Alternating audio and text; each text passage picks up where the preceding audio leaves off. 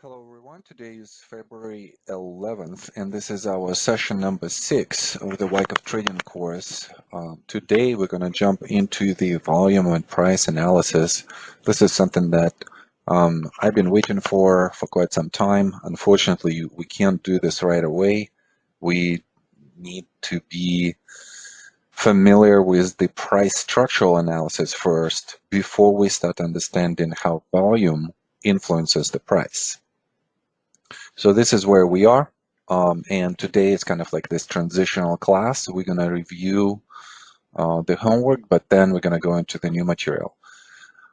Some of the notes. So usually I don't read a lot on the comments, but I want to comment on your comments. So if you had a chance to read this, this is great.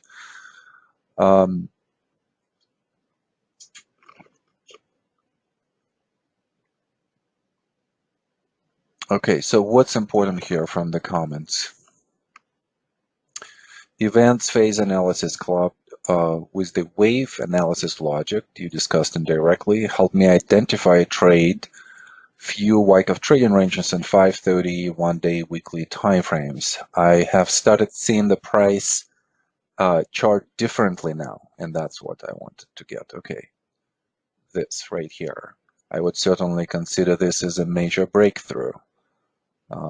So this is exactly the time, and this is exactly the message that I should be hearing now from you. Because it's been already 5 sessions that we've been together. This is the 6th session. So this logic, the Wyckoff logic, or the logic that I teach you guys, should be seen on the charts. You should be seeing trading ranges. You should be seeing changes of character. You should be seeing extremes of the trading range. For instance, you know, like spring, upthrust, those type of the extremes. You should be able to label those extremes, label the phases with the trading ranges, and therefore, when you look at the market, when you look at the stock, you should have a different type of way of analyzing this, and this should come now. So it usually happens in the second months. Thanks for overloading us. I need to know this stuff. It seems to be coming together more each week. Yes, and that's how it's built. It's built on layers, right? So today we're going to go into a new big layer, but still we're going to be building the new layers based on what we've learned so far. Still working on volume, supply, demand test, strong, weak hands, and this is something that is going to come more. So we definitely going to go into this material more. Okay, what else?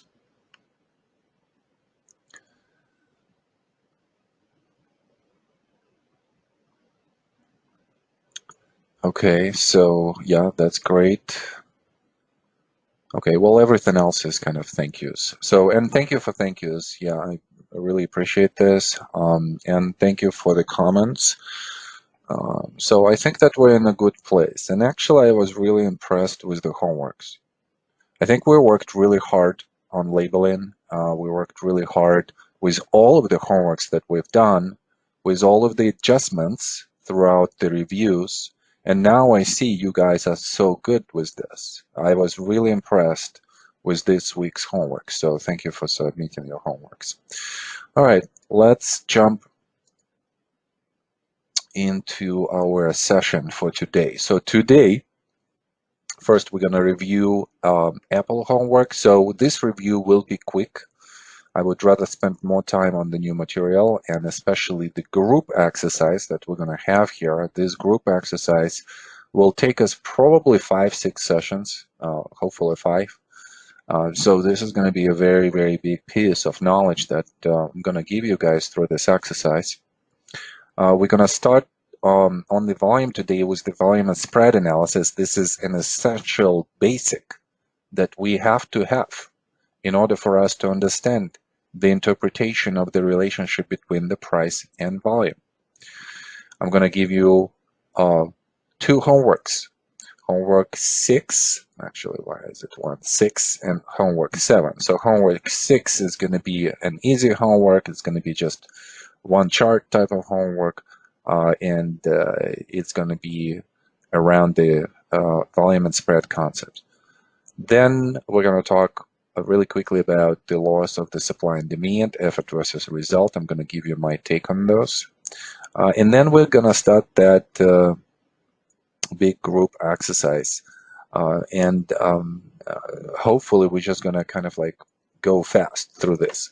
Next session, session number 7. We're going to continue with our group exercise. We're going to talk about the volume phase analysis. That is, what are the characteristics of supply and demand in different phases of accumulation and the distribution.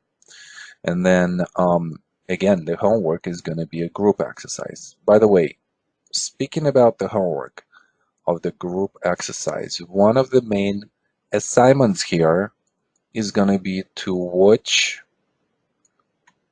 again and make notes. So I want to reiterate this from the beginning of this exercise. This exercise will give you a lot of knowledge, and this knowledge will be given to you also on the slides as well. But the most effective way to gain value from this knowledge is to actually watch the exercise again, make notes, and think about those. This has been a big educational tool in this course, making notes about this exercise. And from cycle to cycle to cycle, students are emailing me and saying that when they watch the video again, they are catching so many things that they did not catch during the class. So I'm going to reiterate this many times throughout the next 5 sessions. So you'll hear about this again. All right, let's review the homework. The homework was on Apple. And here, together with the homework, I'm always trying to give you some kind of concepts.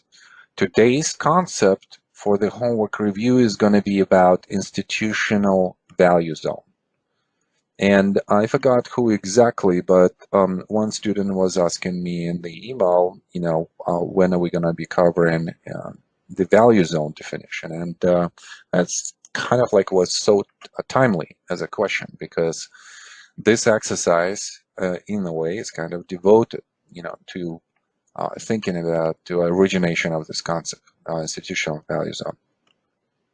Let's look at the trading range first and the labeling on its own. So some of you have figured out that this whole formation is a trading range. And then some of you decided to maybe have a different interpretation and have a lot of small trading ranges identified. So for instance, somebody would be looking into this area, this area, this area, this area, this area, this area, this area. Both approaches are correct.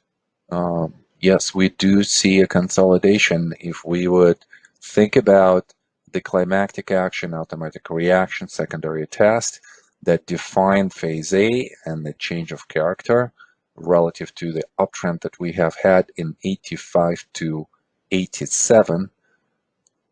If we would have bought the stock and then in 2004 have sold this stock, we would not gain anything. Meanwhile, there were quite a lot of deviations around this mean, right? And especially on the rally in 98, 99. So let's just kind of think about this a little bit. Is it possible that maybe the trading range was somewhere here? And I saw this in one of the homeworks. And I thought that was a very interesting idea.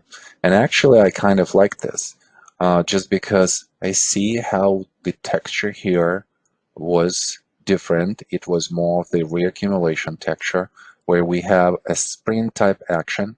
The price comes down and then comes back really quickly in a very aggressive rally. And here we would be thinking it's a sign of strength. I mean, look how everything looks so good. There's not a lot of supply. There's demand that's coming up, increasing, and then the rally has the characteristics of a sign of strength. Rally. It's an increasing spread, increasing demand signature, and the price commits above. But it only commits above temporarily. So this pattern fails after the price comes back and gaps down. Let me show you a little bit better. So here is this gap right here. So the first failure is to commit not just by one close. The second failure is the return to the trading range. The third failure is the gap to the downside, and the fourth happens on the increased supply signature. This is not how the backing up action would behave. So therefore, this pattern fails, a pattern of what we thought a reaccumulation. So then we're going into another pattern here, right, or another texture. So this looks like a distributional formation, and it looks like a TP formation right here, where we have urgency to sell on the gap down, inactivity throughout, and then a pickup in the institutional capitulation on the way down. So it's right here where institutional trend followers are going to give up their positions, and that's going to produce this quick move to the downside. So everybody's out of the position. And then that, because of that, because the CO is out, and at the same time, we are thinking the CO is out. ITFs are out, professionals are out, and public also is going to experience some pain here with getting into the position and then getting out of the position, at the price of this triangular formation and then on the way down. So it just does not, this type of action and later capitulation does not produce a lot of demand on the way up, and that's why this rally fails. So exhaustion of both sellers and buyers at the same time.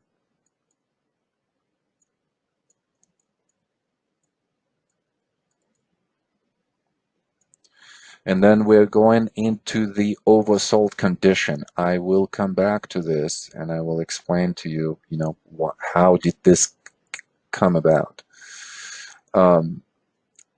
This is a little bit more volatile just because Steve Jobs is coming back to company, so that produced some institutional buying. We could see out of the deeply oversold condition, we are rallying really fast, and then giving it all up, and then rallying even better.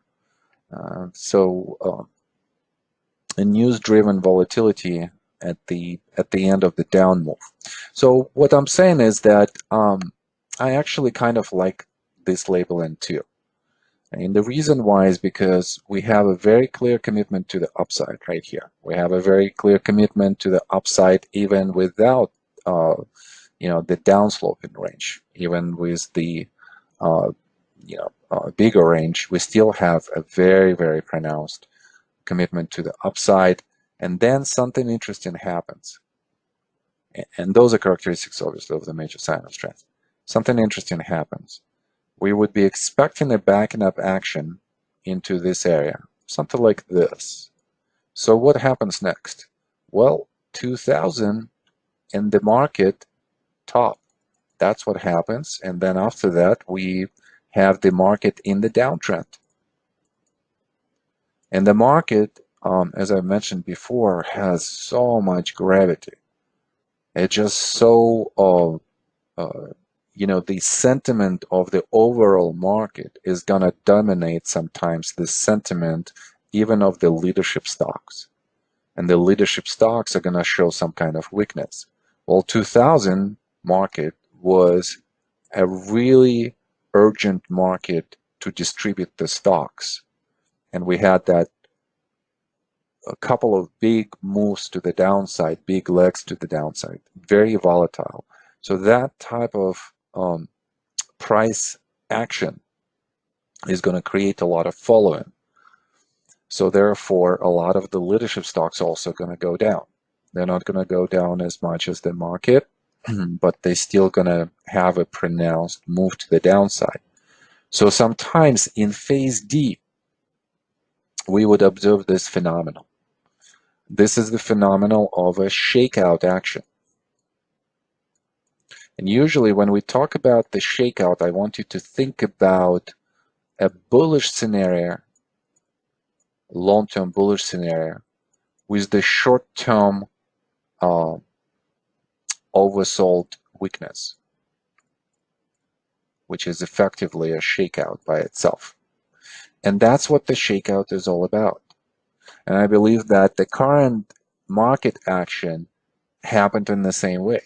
It was a shakeout, short-term weakness, the price action in the long-term consolidation pattern, which still suggests that the US, even at this level of growth, is going to produce a better result than anything else in the world right now. And therefore, it acts also as a flight to safety, flight to quality, flight to defense. And even though the short-term picture, I think going into summer and into early fall, we're probably going to have a reaction. We're going to consolidate for quite some time.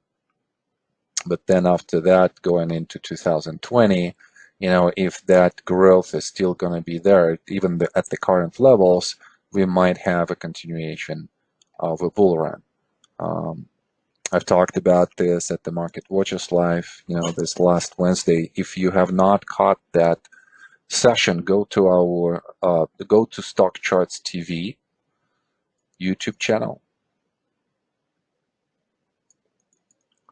and then the presentation is called 10 Questions About Current Market Structure. So, and my segment there was really small, probably like 20-30 minutes, so you can watch that. So this is just a phenomenon in phase D that happens sometimes, and with the stocks that are showing a lot of strength on the major sign of strength, and then the market happens, the market weakness happens, and the stock is being influenced. Just because the stock has had a lot of supply, it needs sometimes to retest it. So therefore, that concludes, that major last point of support area. So this is a very, very huge trading range, and somebody might be thinking, well, is it really possible from 1987 to 2004 that this is the trading range? How could we even confirm that, this was the trading range? Okay, well, one of the ways to confirm this is to extract the P&F targets from the trading range. So here I'm using a very old software which was called the Bullseye, and this software allowed to create this type of long-term charts. I'm not sure if you could do this in stock charts. I would be very curious to know. So here we are looking at the original trading range. Here is this major sign of strength. Here is this shakeout in 2000 that leads to the low LPS, last point of support. Here's our phase C with the spring. And what we would do with the P&F count, we would count from the right over to the whole area of where the trading range has started in phase A. And that gave us a target of 220. and we hit 200 and a half, I believe. Well, I would say that's very close. Why is this close? 20 bucks? Well, because when we are making a decision to enter this position, we are in the $6 to $9 range. So I would say that that is very close. For those of you who are curious, this area right here produced a confirming count. So that was also very interesting. And this whole move to 200 suggests that this whole trading range has been an accumulation. So now, and it has been kind of like a wholesome trading range, right? So if this is the whole trading range, then the biggest rally is going to be a major sign of strength, so we're confirming that. Then the next higher low is going to be a last point of support. And then whatever comes before as the lowest point is going to be phase C. And then before that, however you label this, everything is going to be fine. Well, the bias itself, obviously, has been given to us throughout the whole structure. That's why I referred to the Wyckoff analysis as a rolling over analysis. You kind of could see how the analysis develops, how the story is being created. And the story is really being created once Steve Jobs is coming back to Apple. This is where the volume starts to pick up a lot. And then look at the overall volume signature on the major sign of strength. There are bias all the way up to this area right here. It's only in this area where the demand started to go down. But diminishing demand does not mean that there are no buyers. Diminishing demand suggests that there are fewer buyers. But even these fewer buyers could push the price so significantly higher than the point of the resistance from phases A and B. So therefore, we're seeing that all the way on this rally, there is a lot of buying that's happening. And then obviously the market happens and there is a lot of capitulation by institutional trend followers. They capitulate at this point. At the same time, the CO is seeing liquidity and value, and the CO picks it up on the way down. And then the stock shows a lot of relative strength until this point where demand becomes a little bit urgent, it increases, and that pushes the price, to the new trajectory of a new uptrend. Now let's talk about the institutional value zone. So how would we define where institutions are interested in this particular stock? Well, we need to find the places where the price stops on what we could interpret as institutional buying, because it's the stop in action and subsequent demand that is being shown to us in that stop in action would produce a suggestion that some big interests are buying at this point of time, as well as any type of rallies off the lows that would have a lot of volume characteristics.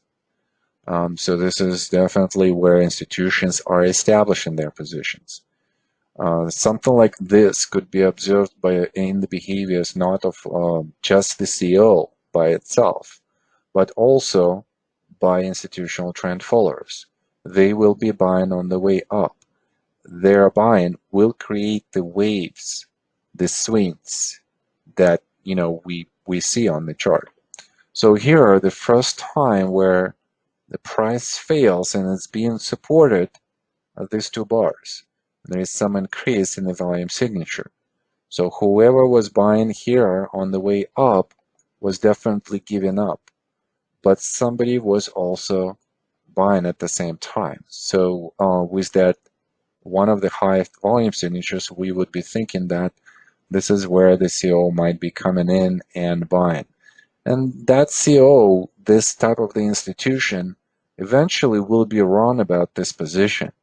I was making an argument with somebody this last week about the CO not necessarily being the CO on all of the trades.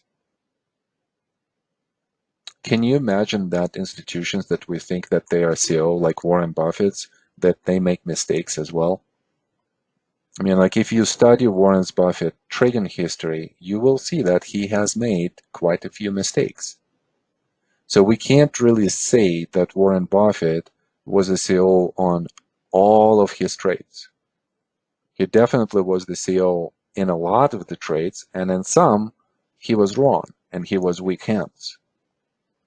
And he provided liquidity and he capitulated on the positions. One of the latest positions that I could think of where he capitulated was IBM a couple of years ago, I believe. So we've talked about this in classes. But somebody is buying here as well as somebody is buying right here on the way down because they're seeing with all of this capitulation that some value comes into this area. So, and then throughout this whole range, this is where we're going to see, again, some elements of buying. Whenever the price goes below this level, we would consider this an oversold condition, and therefore, with the oversold condition, there is some value to institutions. And they would come in and they would start buying. So, for instance, like a bar like this, or a bar like this, and so on and so forth. And we would be seeing these bars with the increased demand signature. And again, it's going to take some time for institutions that we perceive as the CO type of institutions try to stop the price from going lower down, and yet failing every time. There is failure number one, there is failure number two, false starts. So here is where I don't want you to think so linearly. When we see a big volume signature, we know that huge institutions are coming in and they are buying. And we definitely thinking that this is the CO type of signature. But we know that even those big type of the institutions could fail and they could produce a loss instead of a win. So those will become not the CO but weak hands. And we just need to technically identify the areas where finally the buying by the institutional hands is going to prevail into the uptrend. But we could identify this zone. Here's the zone, and where it comes to the oversold condition, we would be expecting that there's going to be some kind of push to the upside.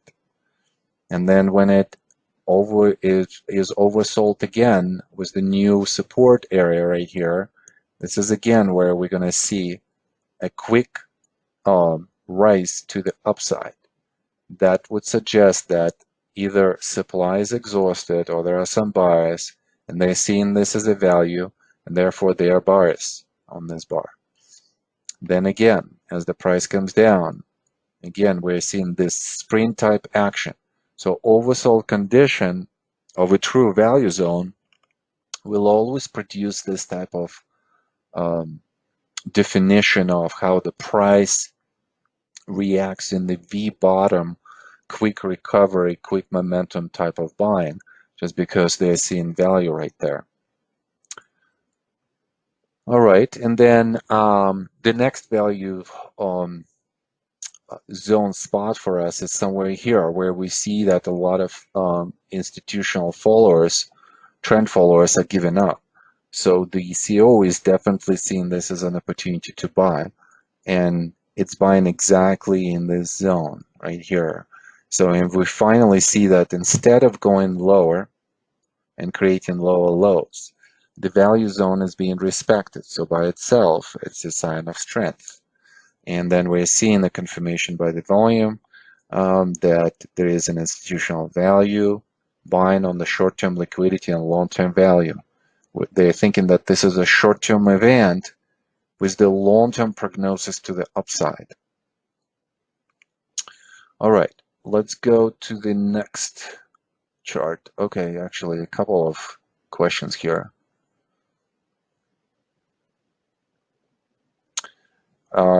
Thinking about this as a long-term trading range and taking your phase C and labeling it as shakeout instead of a sprint. Is this correct or is this wrong? I think that if you will be referring to this support area that was created by the automatic reaction, then the extent with which the price came down into phase C could be interpreted as a shakeout. Having said this, this is not the first or the last point of support that has been developed by this trading range. And therefore, all of this spring and shakeout type of action will only be shown to us below any of the lowest support that we could see. So where are the levels of the support? First level of the support belongs to the automatic reaction. The second one belongs to the secondary test as a sign of weakness or a localized sprint. So we're already thinking that if price goes down below this level, this is our oversold condition and not necessarily this one, the upper one. So with this logic, we're thinking, again, here is another one, here is another one. So it gradually goes down. The shakeout action, we really would like to see more of this quality, where there is no like a laborious move to the downside. This is not how shakeout happens, and this is exactly what's happening in this area, but more of kind of like a catapult wall down, where everything goes down. That's a shakeout type of action. So just the texture, the character of this is not of the shakeout type of quality. So therefore, this is just a trading range that we will label as a spring and a test.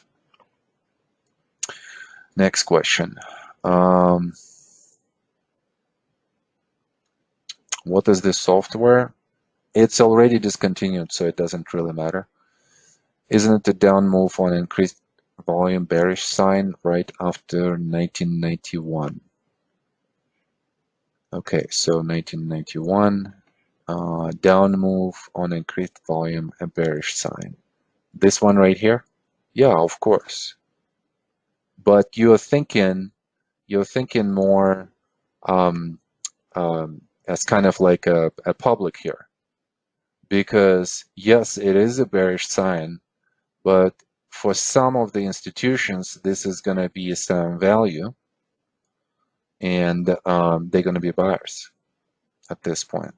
It doesn't mean that the price will go up from here. No, but we're just recognizing that this is the first time when they attempted to buy. So we want to see how the buying is going to happen at this level.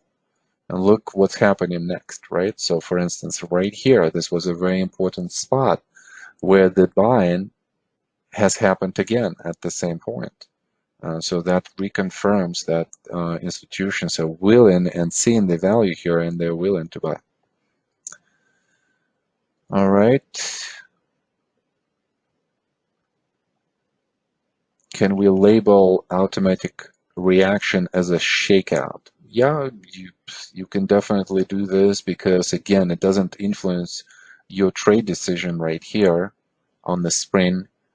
So this could be a shakeout, automatic reaction, secondary test, and here's your phase A anyway. So it doesn't really matter that much.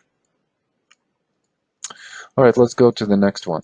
So this was probably the hardest one. So I've seen a lot of the different interpretations, and I thought that, let me go through different scenarios here. Everything else was kind of okay, and that was so surprising. So I thought that the difficulty was more in the nuances, more in the um, in kind of like some details, some variations.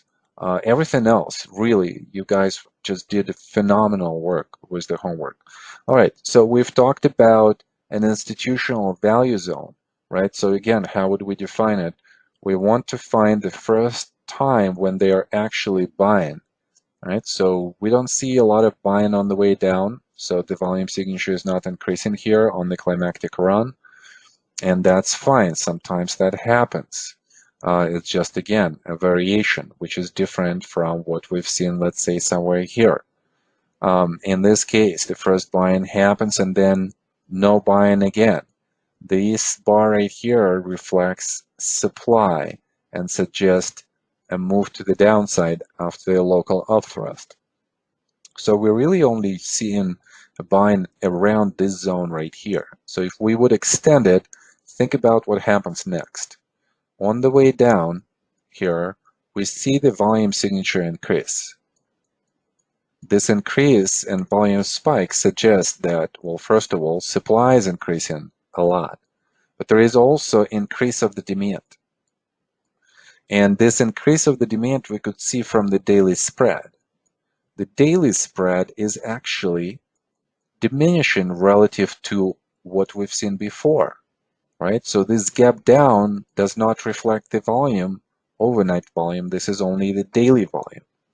So on the diminishing daily spread with the volume spike like this, that suggests the presence of the demand, and not only the presence, but the increase of the demand. An increase of the demand suggests that absorption is underway.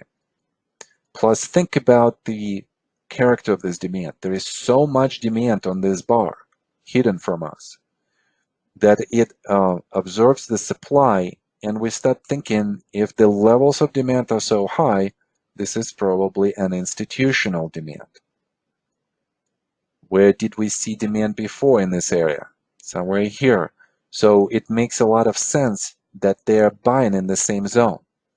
Because what's happening with institutions is that they basically define the value zone for them, which I'm calling it exactly like this, institutional value zone, and they are saying to their traders, buy me everything between 50 and 70. And especially I'm interested if the price goes below 50, because as a institutional trader, if you could get a position at the lower prices, that's even better. And what happens when the price goes below the value zone? It usually produces a very quick reaction from institutional traders because they see value and the price recovers quickly in the sprint type of manner. So this sprint is actually, this kind of like the analogy. Okay, I'm drawing this incorrectly totally, but it's a sprint, right? So it expands and contracts. You could you could push it together and then allow it to expand, and it will do so very quickly. The same happens in this spot. It really is a sprinting out of this short-term value position. Look at the next oversold right here. Goes down. What do we see with the volume signature? Right away, there is some demand that's coming in. Why? Because there is value for institutions. And this value is actually extreme because it's on the oversold condition. So how are they going to buy out of the oversold? They're going to be more aggressive because it's below their value zone. So see, here we are seeing this buying on the way up. And this buying is going to stop once it goes above their value zone. So somewhere here we are seeing already that more of weak hands are buying on the way up. And that produces some emergence of the supply from professional hands. Because professional hands are seeing this as a short-term overbought condition, and they're seeing this as a deviation from the mean. They know that the price will come back to the mean and probably will overthrow it again. So they're shorting into the weak hands liquidity at this spot.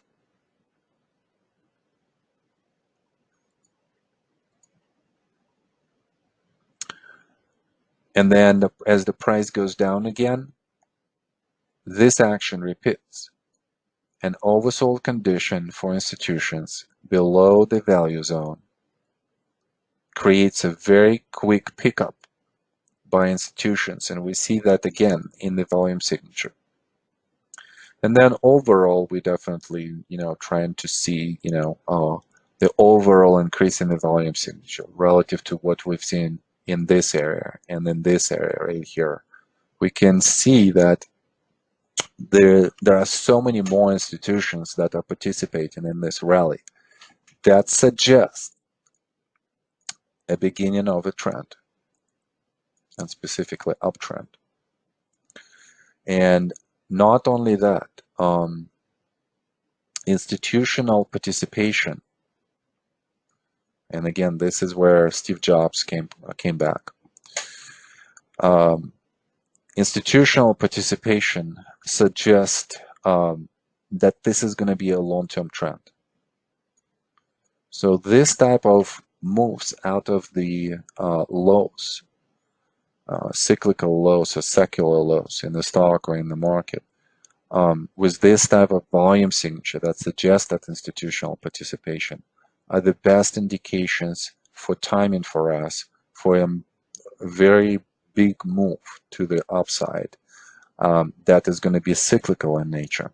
And you could be thinking about different tactics there, how to trade it. You could be thinking about trading it as a long-term position. You could be thinking about trading it as a multiple swing positions and so on and so forth. Well, if there is an institutional value zone, then we probably would be thinking about some value zone for weak hands as well. Please note that I'm saying here weak hands just because it's both institutions and public. And how would we define the weak hands value? So obviously, weak hands value zone is going to be associated with the distribution. If the institutional value zone is usually associated with accumulation, reaccumulation, then weak hands value zone is going to be a distribution or redistribution. So thinking about the concepts of the weak hands and where for the first time they will be excited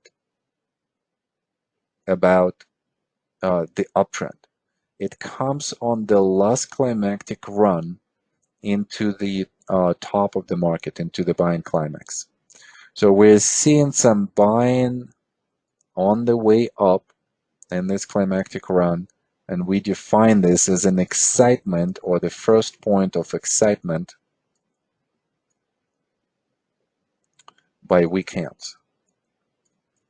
So this excitement by weak hands produce weak hands buying into stopping action. Well, why does this happen? Well, because CO is not buying. ITFs are in the position, so they're not biased either. And they still do not provide a lot of supply to the market. So therefore, this is one of the spots where weak hands are going to do two things. They're going to be enjoying the profits. They're going to be profitable on the last leg to the upside. And then they are going to be also able to move the price up. This is one of the spots where public or weak hands rather can have a big influence on the price. So ability to move price up.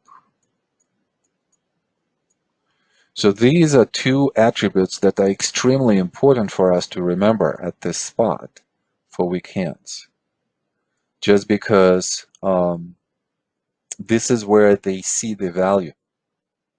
Now think about if they saw the value on the way up, as the price goes down and goes below this value zone, how they're going to view this?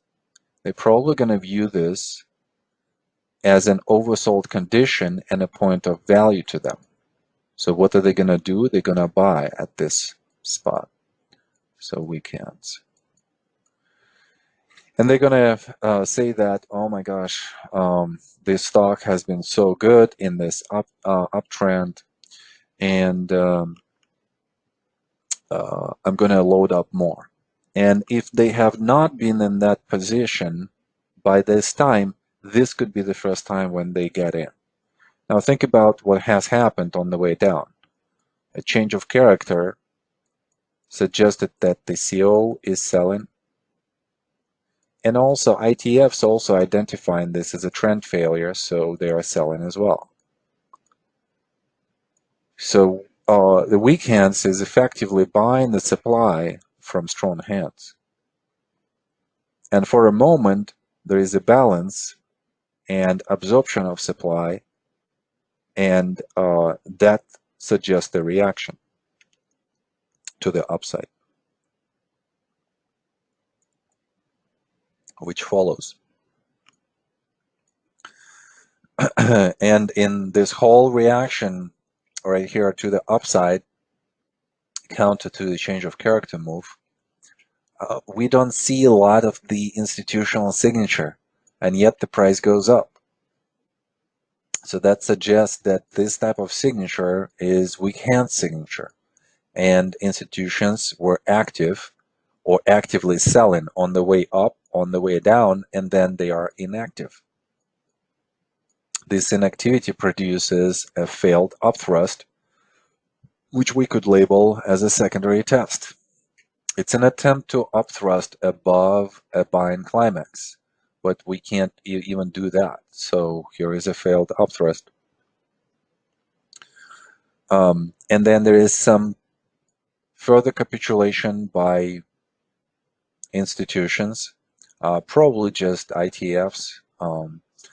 They are not seeing the trend. The stock for quite some time, multiple quarters, is not producing the result, absolute result. And we'll have to think about what the market was doing at this time, and to see what the stock is doing. I would say that it's probably still outperforming the market at this point. Maybe that's just my guess.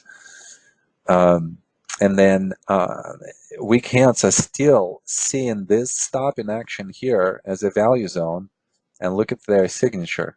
It's kind of mediocre, just because weak hands do not have a huge signature, volume signature. And then there is another failed upthrust, which we will label as an LPSY, just because this is phase C. Phase C actually has two LPSs. One of them is LPS as a failed upthrust, another one LPS as a test. And then out of that, we see in the TP formation or in the apex formation, a quick move to the downside, and then on the increasing volume signature. So that suggests a late institutional capitulation. Usually this volume signature will move us away from the trading range that we have had. Now think about, again, the weak hands value zone.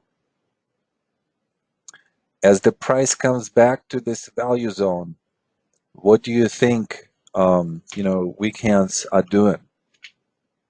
They're getting more and more excited, right? Because this is where they bought before.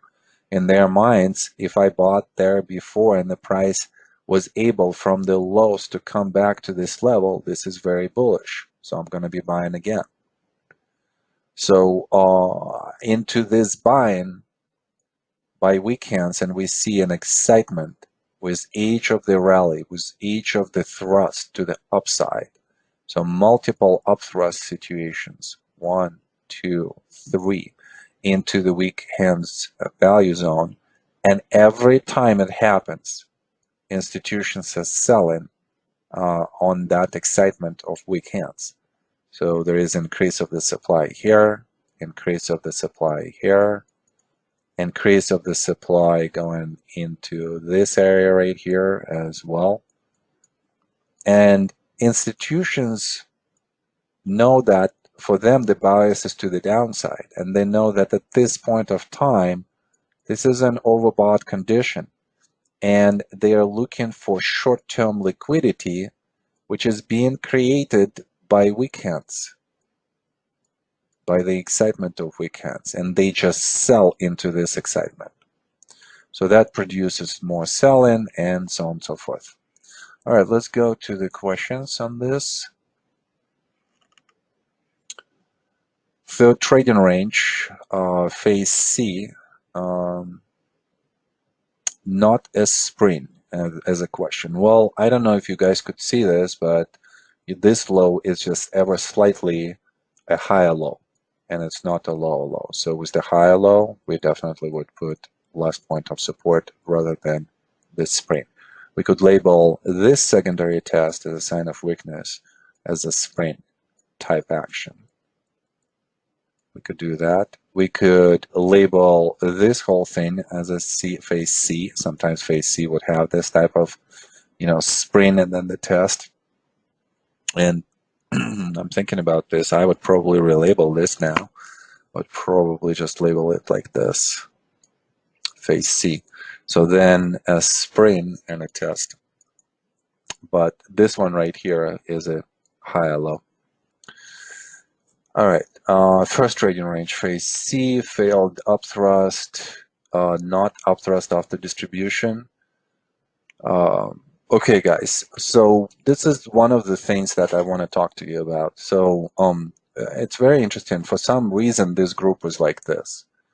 So what I really would like you to do is to make sure that you go and you study all of the concepts that I taught you guys, because sometimes I feel that something that was taught and we're coming back to the same question because people just don't kind of like go and study this material. This is awfully inefficient. So I would really urge you, to study all of the Wyckoff events, the sequence of those events, how they come and the characteristics. So a question about the upthrust after distribution. So think about the question itself, right? So we're saying that there is an upthrust after distribution. So just after distribution part is definitely okay, but the upthrust is not. Why? Well, because we don't really have an upthrust here, right? How do we define the upthrust? We define the upthrust as the price overcoming the resistance, temporarily committing to the upside or attempting to commit, and then falling back into the trading range. Do we see this type of action on this high? No, we are failing. That's why the labeling here is a failed upthrust. Do we do this on the next high? No, it's a lower high. So again, we cannot overcome it. So we can't really label this if an upthrust after distribution just because definitionally it's incorrect. So I would urge you to make sure that you understand in what kind of very simplistically, if this is going to be a higher high in phase C for the distribution, this is going to be upthrust after distribution. If this is a lower high, then it's always going to be a last point of supply. You can remember it like this. But I want you to remember, because this is the second session where I kind of see this tendency. So, and I definitely want to go away from this.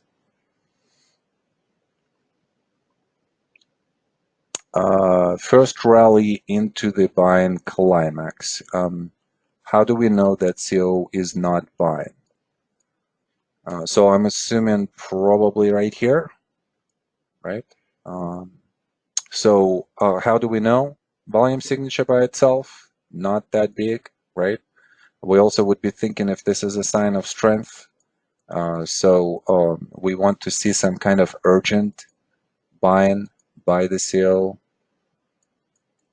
and something maybe like this, right, where the signature is so consistently increasing, and there is some urgency to get into this position. This is more of the technical rally, where the volume does not fully confirm what the price is doing. And that would be our first guess. But then we could just say that, well, maybe they are buying. And then we can only know that they were not probably on the next change of character that falls into the range. So we could make a mistake there, and an interpretation that would be erroneous. But I think this mistake you could quickly correct on the next reaction, because you would be thinking, why is it that the volume signature increases so substantially over what we thought the institutional buy? That should produce some kind of hesitation and thought there. All right.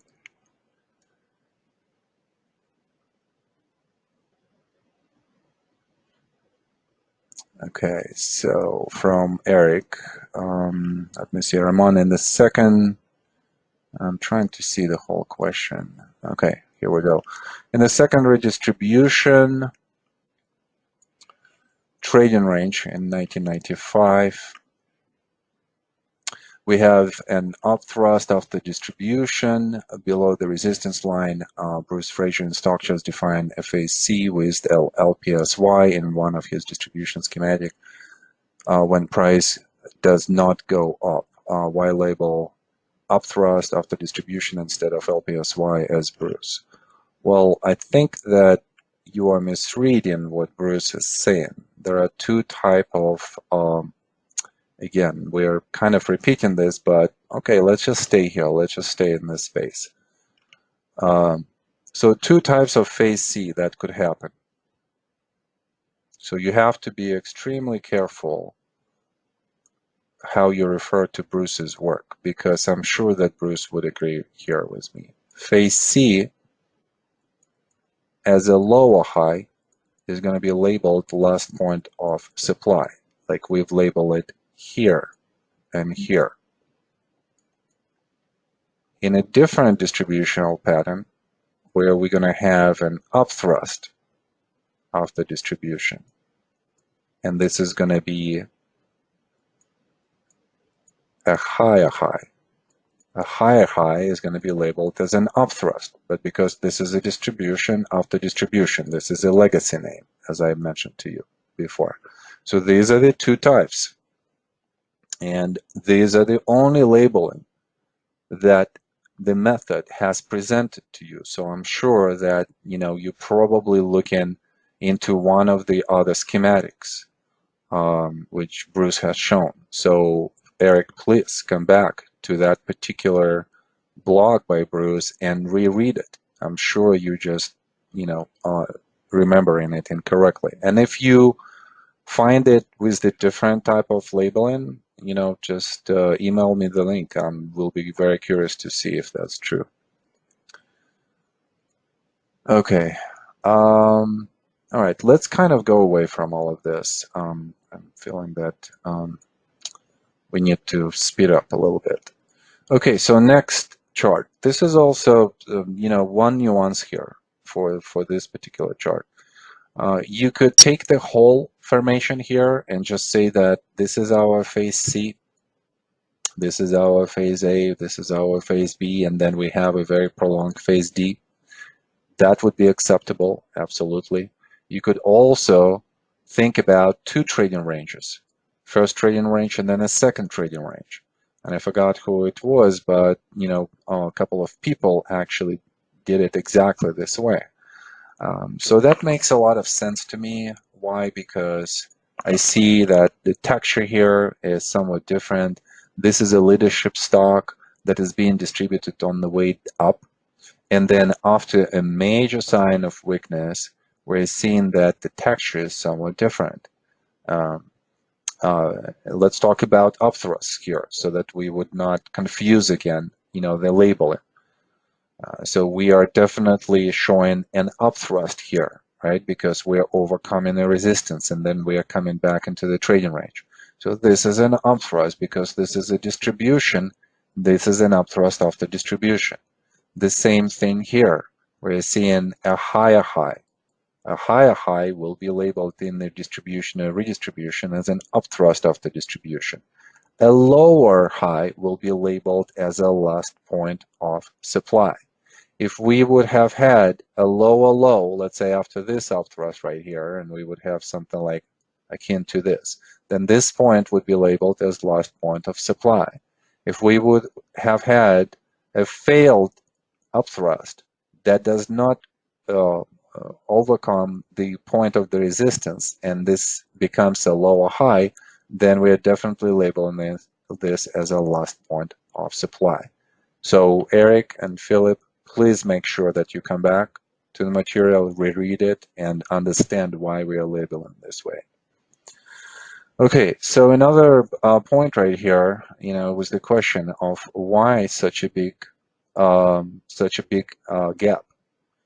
Um, Eric, but yes, I see that you got it.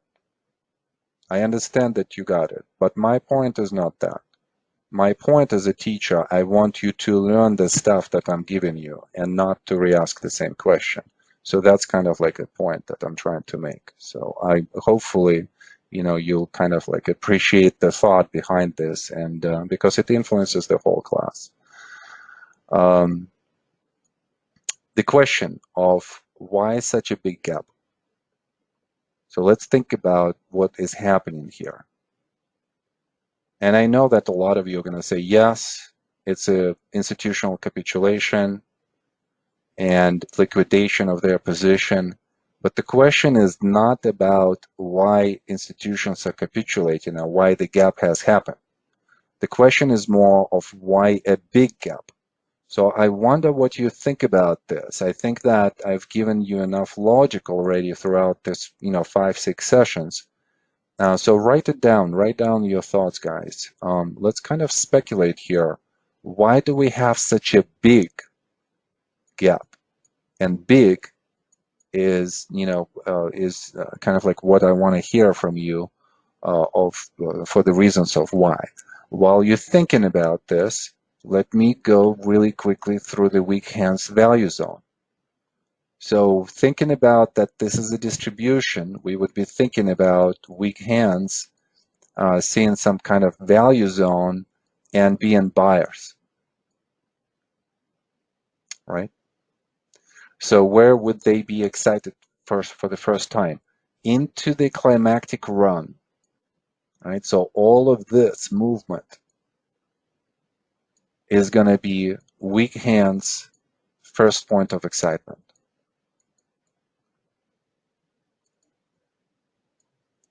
And we could see that weak hands operate here. Why? Because of the volume signature. It's insignificant, and yet the price runs up. So it tells us that the CO is still holding on to the position and does not provide a huge supply to stop the price from going further up. And weak hands are in control of this market.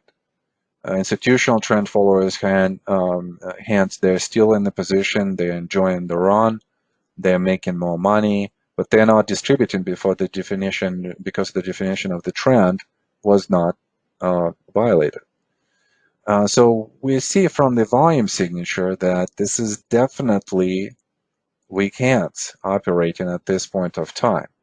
So therefore, their value zone is going to be somewhere on the last run into the buying climax, where we see some kind of not substantial buying. And it happens with all of these bars right here. And then throughout this structure right here that looks like a reaccumulation in the distribution, we're going to notice how the testing is going to be done and how the buying is going to occur also at the specific spots. And we want to catch this buying as a value zone as well. And then extend this value zone throughout this whole zone. So thinking about the value zone, we obviously will be thinking about the overbought condition and the oversold condition. So every time we're going to go into the overbought condition, the behavior of the institutions and the composite man are going to change. The composite man is going to start selling. That will produce a reaction. on this reaction, we could see some kind of violation of the trend. With this violation of the trend, we will see capitulation by institutional trend followers. And this capitulation is going to be early capitulation. And it's going to be not substantial. They're going to capitulate around this area right here. But we're seeing from the volume signature, how much did they capitulate? Did they sell a lot? Probably not. At this point of time, Apple is a very hot commodity. It went up, I think, ×5, if I'm not mistaken, off the lows in 96, even probably more. We could look at this on the first slide. So what do you think institutions are doing here? They are unwilling sellers here, and they're probably just slightly scaling out. So we don't see a lot of institutional selling.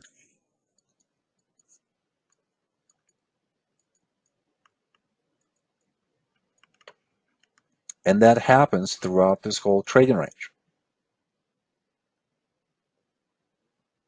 Look at the volume signature, right? Obviously, because of this spike right here, we can't really see a lot, but we could distinct that this was the area of where selling has happened on the way down.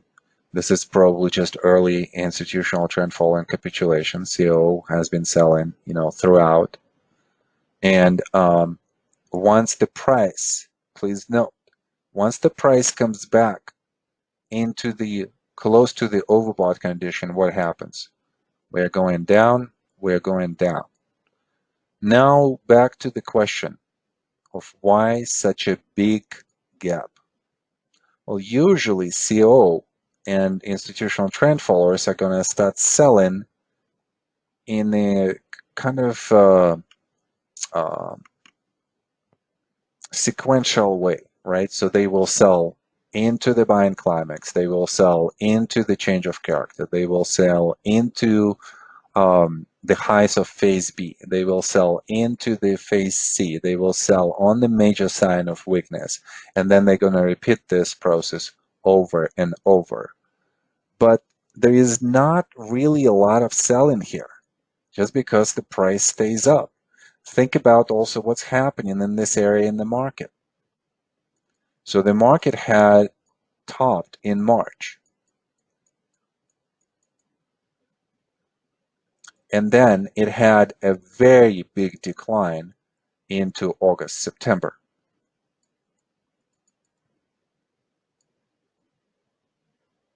So think about how Apple is being seen in this moment of the market history. It definitely seen as a defensive stock. Why defensive stock? Well, because it doesn't lose value and it doesn't lose relative value. The market is going down, so relative to the market and to the peers and to a lot of the stocks, Apple is at the point of value for a lot of institutions. They are not giving up this position. So when the price starts to capitulate, and obviously that could happen on some earnings and on some events, this is where they're going to capitulate. But because of how quickly from the value zone for a lot of the institutions that became weak hands by holding the stock, and it drops so much, what do you think they're going to do? They're going to capitulate. This is the event where they're saying like, okay, I'm done. I'm going to go away. So take me out at any price. And that's why the price drops so much, because the demand to sell is so huge among institutions overnight. It opens up with the gap, and then so much selling that is happening at the same time during the day. Now somebody is already buying. There are buyers on the way down all the way, because they are thinking at this price relative to where it was, this is what, 50% down, if not more. If the stock looked so great at these levels, why wouldn't it for the value investor look great at this level? Obviously, this is not our trade because we are technical traders. What we need to do is we need to figure out how the emergence of the supply will be tested. And until we actually break the downtrend and create some kind of change of character, we can't really make any assessment of this. All right, let's look at some questions. Let's look at what you guys wrote. Okay, CO distributed its position. Yes, so CO, ITFs, weak hands, everybody capitulates right here. So this looks more like even a general capitulation rather than just like CO or ITFs. Everybody's capitulating at the end of the time, at the end of the point. Jory is making a comment, end of the quarter. Yes, also one of the things in the bad market. Yeah, so I think it's a market that just that this stock, you have to think within the context of what was happening, right? So right away, I'm giving you all of the data for the market on this chart, even though the market is not here. I'm giving you the time. You should remember what has happened during this period, and then you can create the whole story as to why this gap happens like this, why it's such a big gap.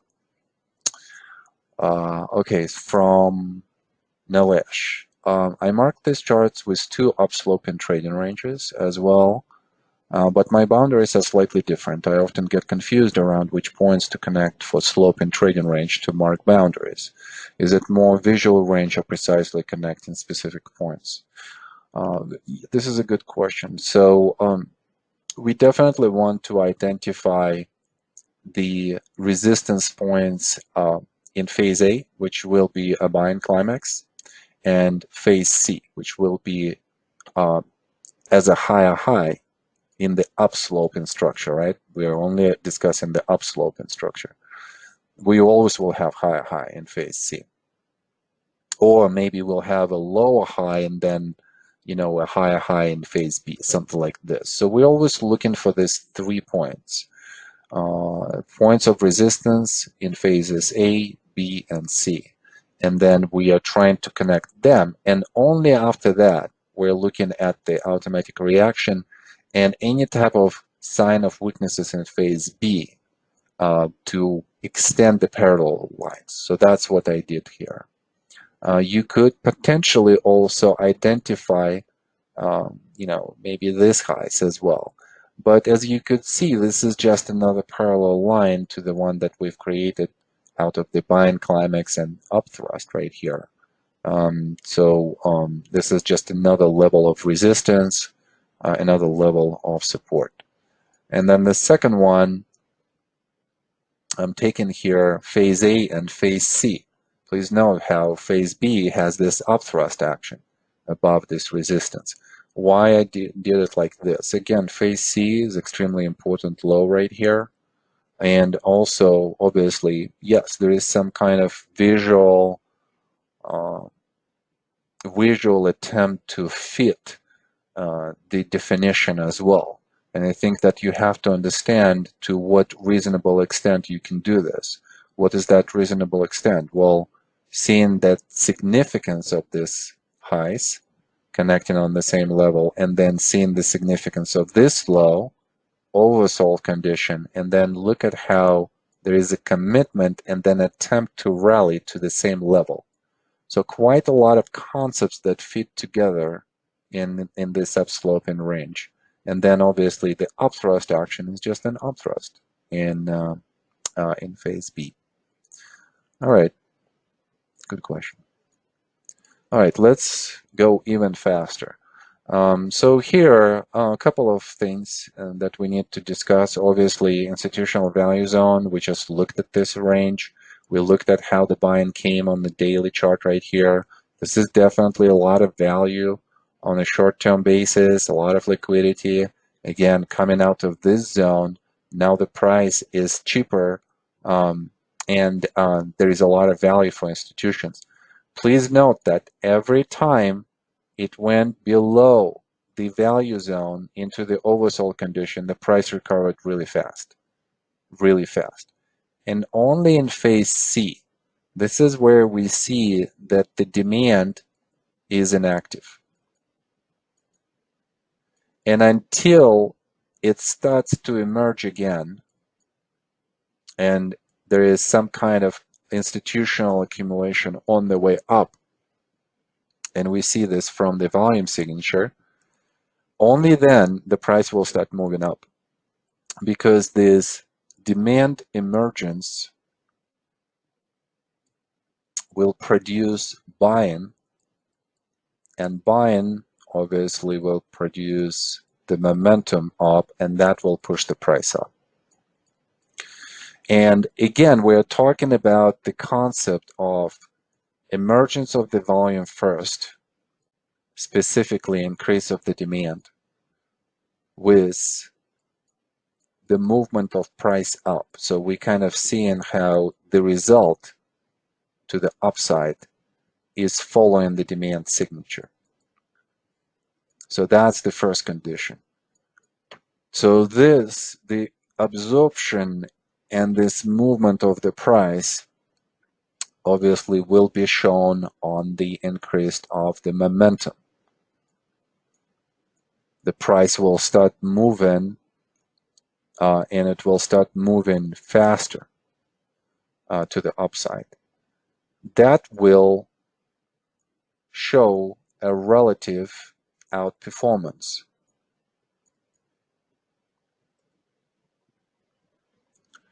So, and it's very interesting to observe how institutional clients are always talking about this thing, the third one. And in effect, I mean, we're teaching you the same thing, guys, right? Because relative strength is extremely important as a subject. It identifies, the outperformance, so it suggests institutional buying behind it. But if you think about the origination of the relative outperformance, it comes once the momentum is increasing, and it comes after the emergence of the volume signature that would suggest that the demand absorbs the supply and is capable of pushing the price up. Only when the effort and the result are synced, that's when everything else is going to happen.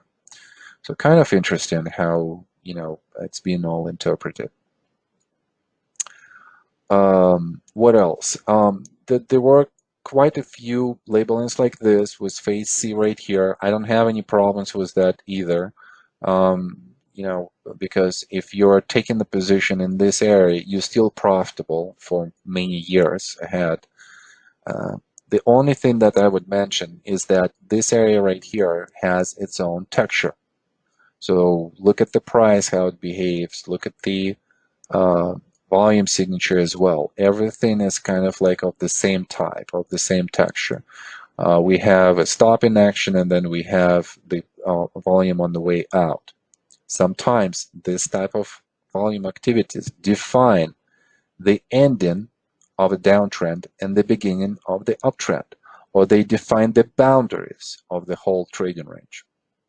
You could also think about this in much larger terms.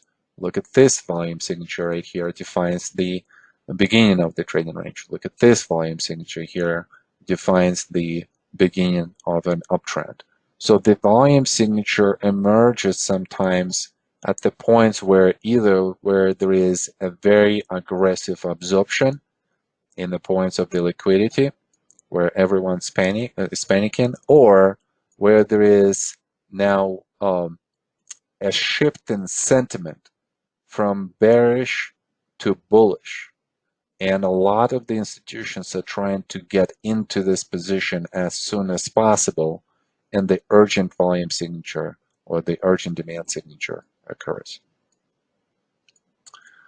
All right, here's the same trading range, only on the daily. This is that big phase C that I've labeled. So let's look into this really quickly. We're seeing that there is a lot of buying here as a stop in action. Then there is a lot of buying here on the way down. So that kind of defines that value zone where institutions are buyers. Look at every time it has a pop up like this, a sprint type of action. Once we go into the oversold condition, isn't it great to understand what sprint is all about?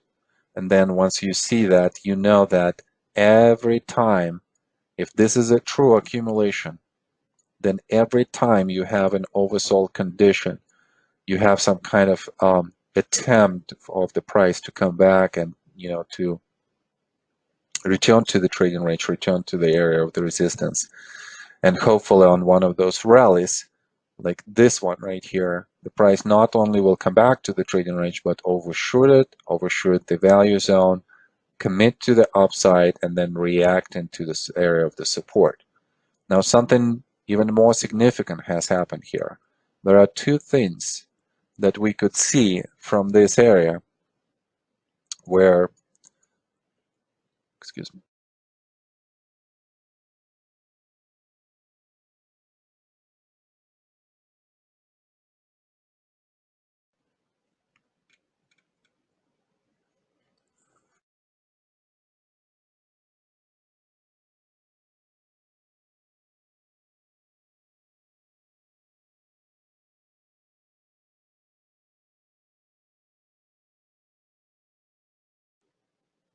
sorry about that. All right, I'm back. So there are two um, ways of how institutions buying in this particular area. They are buying on the way down. We could see this from the volume signature. This volume signature increase suggests that yes, supply is increasing and supply is still dominant over the demand. But at the same time, we already see that demand is behind this volume signature as well. And demand is not only present, but it's increasing. Therefore, uh, it's not only the increasing demand, but we see from what has happened afterwards, it's a stop in demand. And therefore, we're concluding that this could be an institutional demand. And then we see a different type of institutional demand. It's the demand that produces this type of move on the way up, where demand signature is extremely high, volume signature is extremely high. That suggests an urgent institutional accumulation on the way up. And think about the urgency. What does it really even mean? Urgent demand. That probably means that institutions are seeing so much value currently that they want to get into this position and just stay in this position. And I want to get in at the lowest price. So that's why, because a lot of them are trying to get in as they see this, value proposition, valuation of the stock somewhere higher in multiple years. They're trying to get in at any price. They don't really care. Okay, so what else here? One of the interesting things is just this phase C definition. So the thing about this is, and it could be interpreted in so many ways. I mean, I could see that somebody would be saying that this is a buying climax here because there is a climactic run. I wouldn't argue with that whatsoever. But I also could see a climactic run here.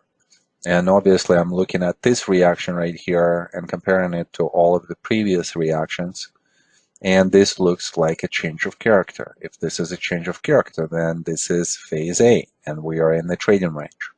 So therefore, the next move up may be just a definition of a strength that suggests a reaccumulation rather than a distribution.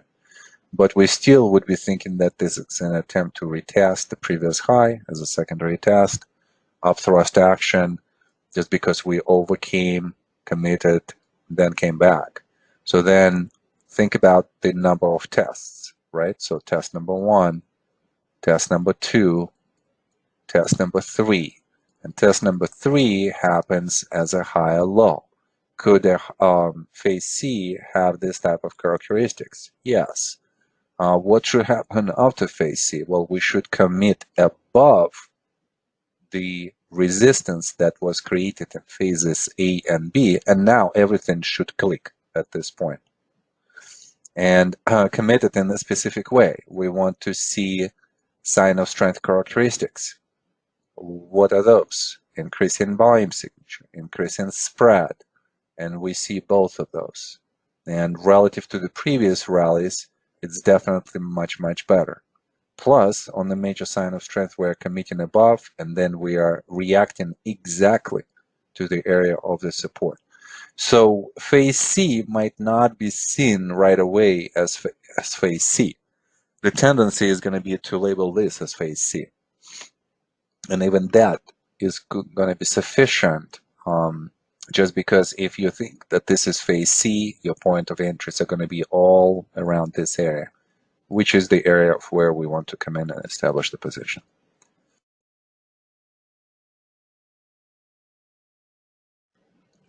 All right, let's come back to questions.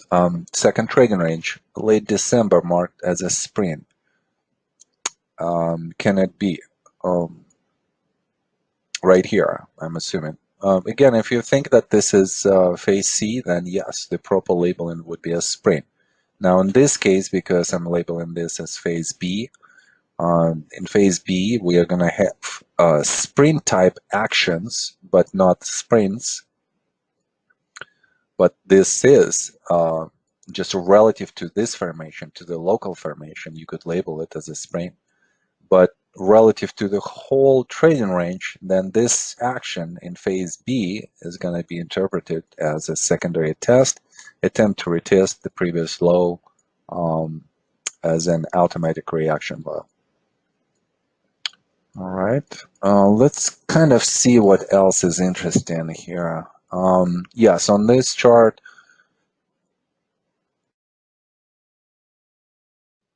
a lot of you put phase C right here. So this is a little bit difficult here just because this is an apex formation. It's not your usual horizontal range, but you have to apply concepts. And that's why I ask you guys, please go to the schematic. Please go to the explanation of all of the Wyckoff events with the characteristics and think conceptually. How would we do that? A move to the upside, it should end somehow and somewhere, right?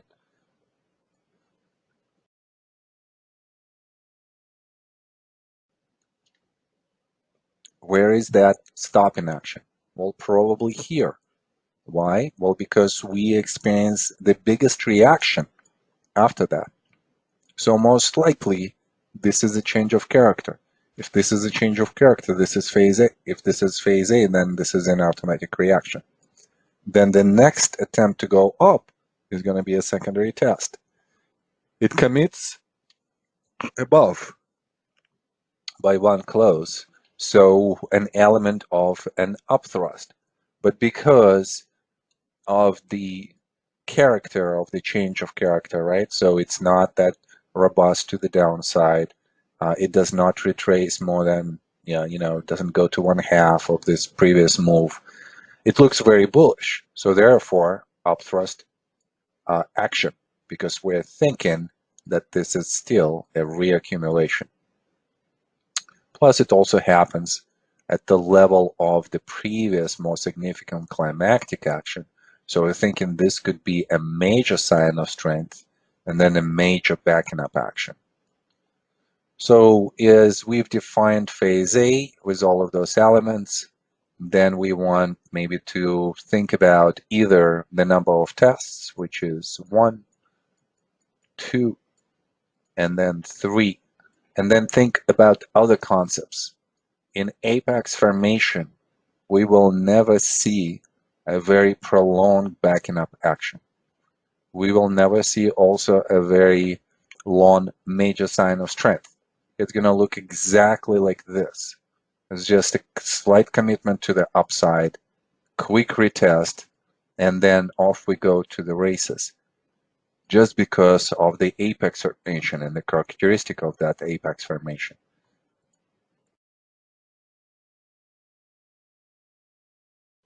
usually in the apex formation, a lot of the volatility is going to be in phase A or early phase B. This is where the institutional rotation will happen. With this institutional rotation, we are going to see the exchange of shares between strong institutional hands and weak institutional hands. And then after that, into the apex formation, the volume signature is going to diminish significantly. This is where SEO is inactive. And this is where trend followers are inactive as well. And this is where also weak hands are somewhat inactive too. So we have that diminishing volume signature. And it's only on the breakout, this is where some of the institutions are going to see again some value, probably on some event, and they're coming back in, and that creates that momentum, that push that takes the price out of the apex formation. In here, let's just quickly look at the value zone. Look at this trading range. So there is some pickup, institutional pickup on the way down. There is definitely a lot of buying here and then on the way up. So this defines this whole value zone. And then as we go down, this looks more like a shakeout. Should not be labeled as a sprain. It's labeled as a sprain just because of the downslope. But if we're looking at the horizontal range, like this one right here, this is definitely the character of the shakeout where we have multiple closes committing to the downside. It's a significant move to the downside. What else we don't see here is that, you know, the volume signature has not increased that significantly. So that could make as an argument for the sprain. But then an oversold condition where it's quickly comes back to the value zone and then overcomes it. And those value zones, they change, right? So from one level, they go to the next level where we see a lot of institutional buying. And again, in the range where we go into overbought condition, what's going to happen? Professionals are going to sell. Where we go into the overbought condition, there's going to be an attempt to sell. Where we are, well, we don't have an oversold condition here, but here was an oversold. So a quick recovery. Okay, quick questions. Second trading range, late December. Oh, I think it was a different, it was a previous slide. Okay, second trading range, secondary test as an upthrust action, has price action and volume signature, as buying climax. I understand your interpretation is just curious. Yeah, it has those characteristics. But this type of characteristics are not just necessarily going to be present at the buy-in climax. You could have different other spots that would have expanding spread signature, expanding volume signature. Excuse me. So my logic here was just based on interpretation of the change of character and the stopping action of the buy-in climax. But if you would put it here, buy-in climax, as I mentioned before, you could label it in a different way. Yeah, you could probably think that this is phase A right here, and then this is B, and then this is C again, and that would be okay. Again, the labeling does not really matter if you're making a profitable trade. That's the whole purpose of everything that we do here. All right, so what do we have on time? I was kind of thinking that we're going to go into 6 o'clock today, so we still have some time. Okay. All right, so this one was somewhat easy. A lot of you guys just kind of like nailed it everywhere. I like that a lot of you put here phase C right here. Again, we are talking about an attempt to upthrust. And just because it creates a lower high, that's why we label this as a last point of supply and couple of tests into the supply. I'm sorry, into that last point of supply. Major sign of weakness. Look how in the downsloping distributional range, we are seeing a commitment to the downside and then attempt to come back into the trading range, and it comes exactly to the point of the resistance that acted before as the sloping down support. So all of the concepts are there. They're all correct.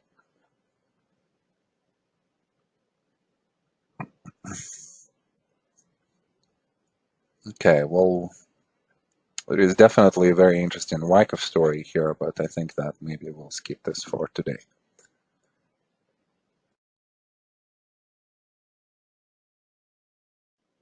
Look at this value zone where we are seeing that a lot of institutional buying has happened in this area. So where is the price? It's right here in this zone. So that defines that institutional value zone for us. Anything below this is oversold and will be quickly bought in by institutions.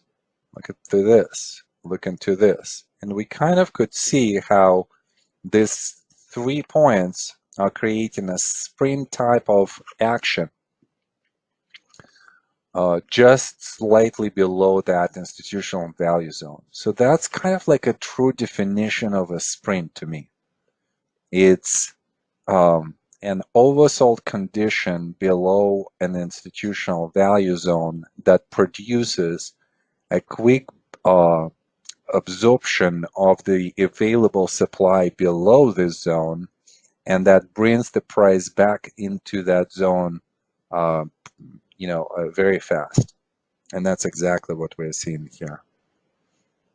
Another interesting thought here is that look at the volume signature. Once institutions are in this position, they just basically don't buy. They consumed, absorbed all of the supply available, and they're just waiting.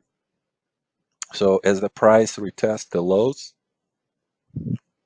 every time in the oversold condition, there is some kind of small pickup of the supply, and that absorbs and kind of concludes the absorption process. That absorbs whatever is left to what they already have bought, and they have bought so much that at some point supply is no longer available, and even an inactivity by the CO produces a move up just because supply is so low.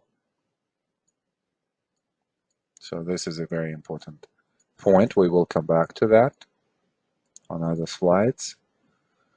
All right, here, okay, guys, I think that what you'll do here is let's just do this on your own. So let's do a self-review. So this slide,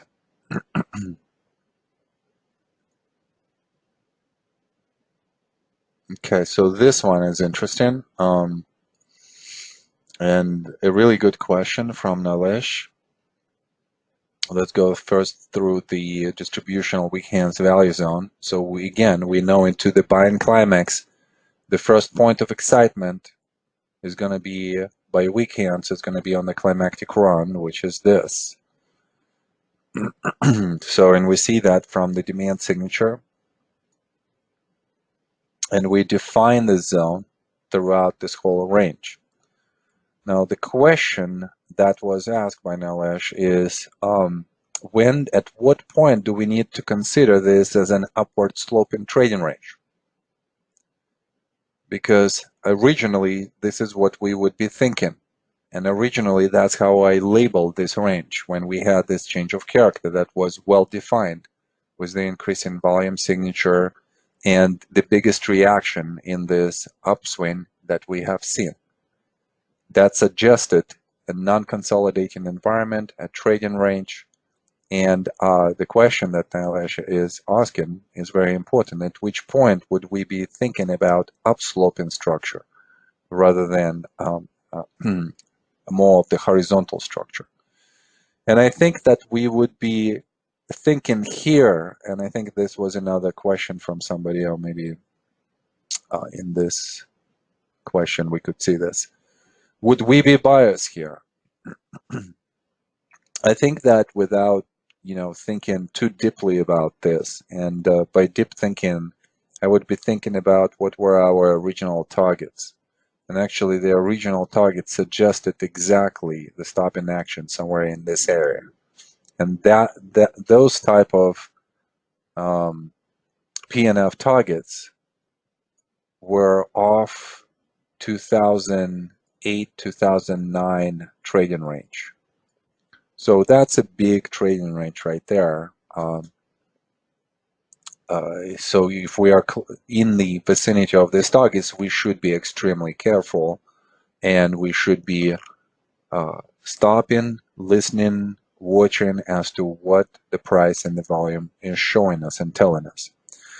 Having said this, it seems that this area has the texture of the reaccumulation. We see multiple tests on the diminishing volume signature, that the tests that are higher lows, and we have higher highs, local higher highs. So that looks constructive and bullish. This reaction right here that has some volume signature does not produce a big result to the downside. It's diminishing as a result, which is bullish, short-term bullish on such a big effort signature. Also, it stops exactly at the first point of the first automatic reaction. So that's also a good symmetry, bullish symmetry for us to see.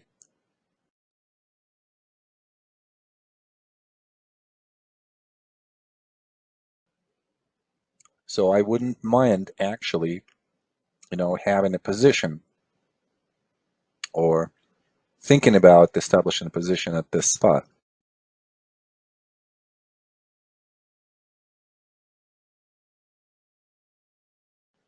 So somewhere here on the breakout, that's another possibility. And then once you are in this trading range, you're probably going to close out this position here. This will be your exit. So you guys kind of could see that my strategy is not necessarily to be correct every time. My strategy is to be sure that I'm going to see the opportunity and I'm going to use this opportunity. Obviously, on a much deeper level of thinking, I mentioned the target zone right here, and I mentioned this really briefly. But this was a very consistent sell-in right here that should have produced some kind of hesitation. But the actual recognition of this pattern came right here. And the reason why it came here, in this, on this reaction or on this failure, is because we're still talking about a leadership stock that has a structure of the distributional structure of higher highs, higher lows. And those are going to have a lot of reaccumulation characteristics in phase B. So it's extremely hard to figure this out until it actually shows itself on a change of character out of the trading range. But if you train your eye to recognize this failure, so there is no continuation up, there is a failure, then somewhere here in this zone, you could change your bias. And that's what I do with a lot of stocks. And I've shown you guys with Navadir just recently, where Navadir has been such a leadership stock. I've tried to short Apple in this campaign to the downside and kind of like picked up just, was correct on the bias, was, too premature to exit. But the concepts are the same. Leadership stocks are going to be distributed in a different way, and you have to sometimes change your bias on the change of character after a new high. And sometimes it's extremely difficult to do just because mentally it's hard to do. Now look what happens with the weak hands value zone as the price falls and comes into the oversold condition. First of all, the recovery is very quick. That suggests that still there is some kind of value to some of the weak hands at this point of time. And then look at the second rally. It comes exactly to the point of where weak hands were starting buying. It excites buyers because they are thinking that this is an oversold condition. And then institutions are just selling into that excitement. Both of the rallies have that excitement characteristics behind it, and in the way how the price moved. And then on the way down, we're seeing that late institutional capitulation, it coincides with the institutional value buying on short-term liquidity and long-term value. So in other words, why is it so confusing? Why are we using institutional in both cases?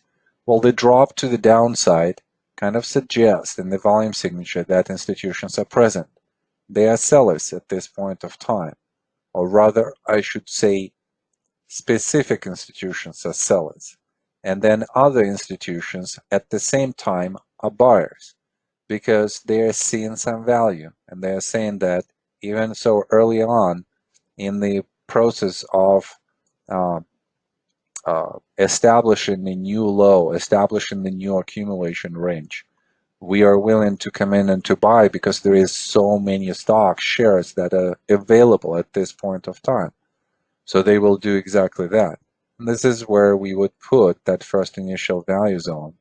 And then every time we go below that oversold condition, we quickly recover. Go below that oversold condition, quickly recover. Go below, quickly recover. And on the recovery that takes us throughout the whole trading range, that's when we are identifying a major sign of strength, changing of the environment from a trading range to the emergent uptrend thing. And we only need the confirmation by the backing up action. Now look how the price comes back into the value zone. And again, that creates what? An oversold condition, but now an oversold relative to the price that is above the value zone.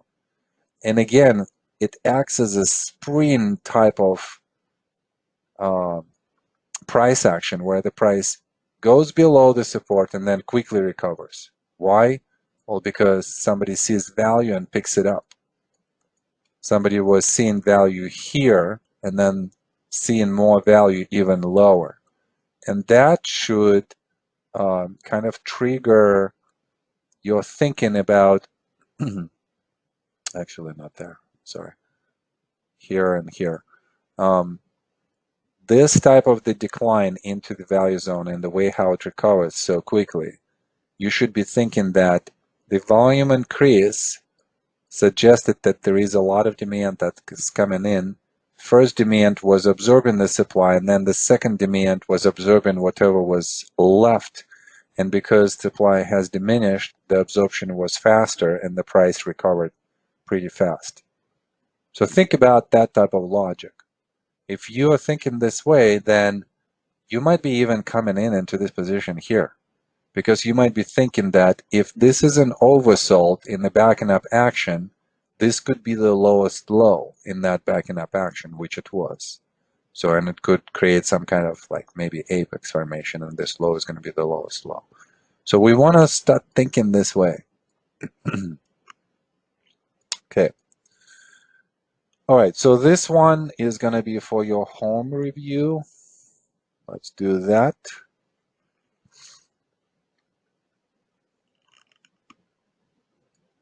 All right, so now let's talk about the volume and spread analysis, and we are 10 to 5. Okay, great.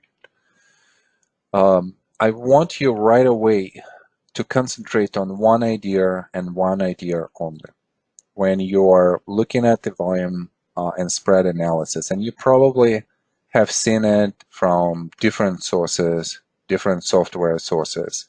So the biggest mistake that I see students do with this material is that they see the signal. They could interpret the signal, but they do not look into the context of where this signal occurs. In other words, you need to understand the environment that we are in and then look into the VSA signal and interpret this signal relative to that environment. So let's look at that. And we're going to start with basics. And this comes actually from one of the Hank students, Jerry Blythe. He is an MD, and Jerry has taken Hank's classes many decades ago, and he has created this kind of like a small spreadsheet references to the volume and spread and the way how they behave. So I'm using this first slide just to give the credit to Jerry and also to go through some general considerations about the spread and the volume. So let's look into this. So under the spread, the increase in spread would suggest that there is a little resistance to the price progress. Decrease in spread would say the opposite, some resistance to price progress. And then the average is going to just express the normal trend of price progress.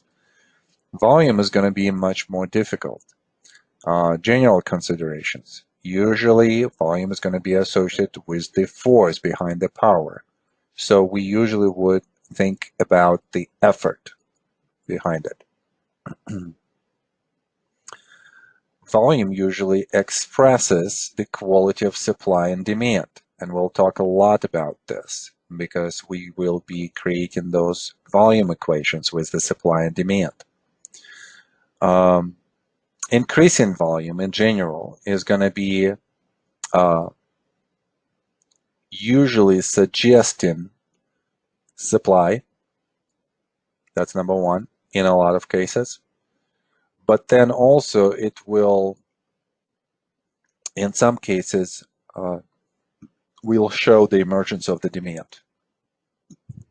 And we will just need to be aware in which environments, in which context we're interpreting that signal between the volume and the price.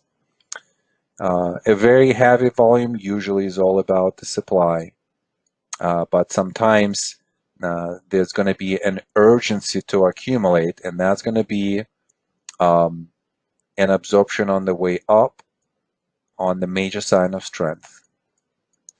And we've seen that. A massive volume signature usually will indicate the climactic action. Decrease in volume signature would always, we'd be thinking about lessening of the force. And then a very light supply signature is going to indicate, and I think I should take this down. This is actually not necessarily correct. Okay, so let's just keep it like this: increasing, heavy, massive, and decreasing. So those are general considerations about the price and the volume. Now let's look at specific scenarios. And I've created this slide for you guys so that you would print it out. And this is when I say print this out, put this in your library, I mean study it, have it in front of you as a reference, so that we would be on the same page. So one of the things here and about the volume and spread analysis that I'm keep repeating is the context. The context is going to be the definition of the environment that we're currently in, right? So the context, uptrend. And we have different scenarios where, let's say, spread is increasing. And then at the same time, we see that the volume signature is increasing on the same bar.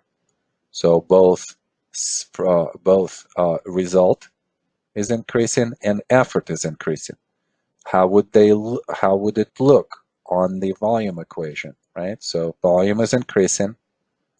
Demand is increasing probably more than supply.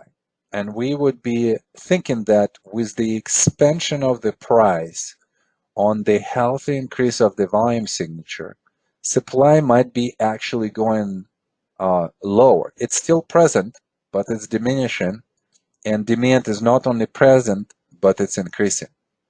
So effort is increasing and result is increasing. It's a bullish activity, and we should expect a continuation of the uptrend. Second scenario. This is where a spread is decreasing, and it still happens on the increased volume signature. So what does it mean?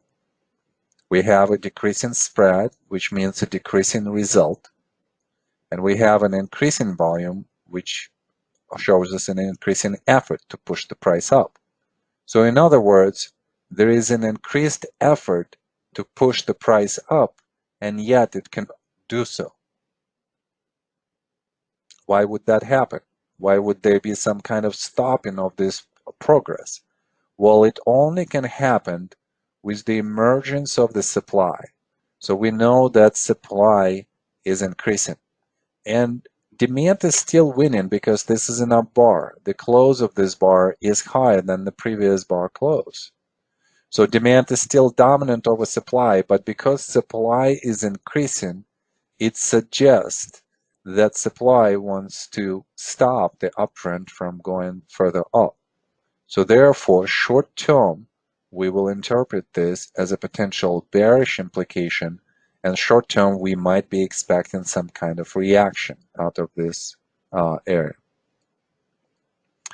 Third scenario in the advancing markets, spread is decreasing, and with the decreasing spread, we have a decreasing volume signature. So this is an opposite of the volume signature that we had in scenario number 2. So how would we interpret this? Decreasing spread means decreasing result to the upside. And that happens on the decreasing effort. And here we might be thinking that demand is actually decreasing on the decreasing volume signature. And we probably would be correct. There is a lot of increase of the demand on the previous bar. And then after that, the demand is exhausted. And it's not as much as on the previous bar, so it's going to be shown in the volume signature and it's going to be shown in the result, in the spread. With the supply, this is a little bit difficult here for us to say from the volume signature. Our natural inclination is going to be that supply is decreasing as well, just because the volume is decreasing. And I think that regularly this is what I would go for. But I also could see how supply could stay at the same level, and that also would suggest some kind of bearish behavior. And also supply could slightly increase from the day when let's say we had the day like this, where demand is increasing and supply is decreasing. So imagine that the volume signature is even lower. So this could mean that supply also is decreasing. Well, one way or another, what is happening here is that demand is decreasing, and that suggests some kind of vulnerability to a reaction. So it's interesting how in both cases number 2 and 3, we are suggesting that the reaction should come. But yet, there is a subtle difference here. And hopefully, guys, you already know what it is. And that subtle difference is in the emergence of the supply on the volume signature that is increasing. This is more bearish than the scenario where the volume decreases and supply might be decreasing as well with it. Because that would suggest that, yes, demand is exhausted, but at the same time, so there are no selling. In case number 2, demand might be there, but supply is definitely present and it's increasing. So somebody's selling. And that's kind of like that subtle difference between number 2 and number 3. Number 4, increasing spread and decreasing volume signature. So it's different than scenario number 1. How do we interpret this? Increasing result in the uptrend, we're having a big spread to the upside on the decreasing effort.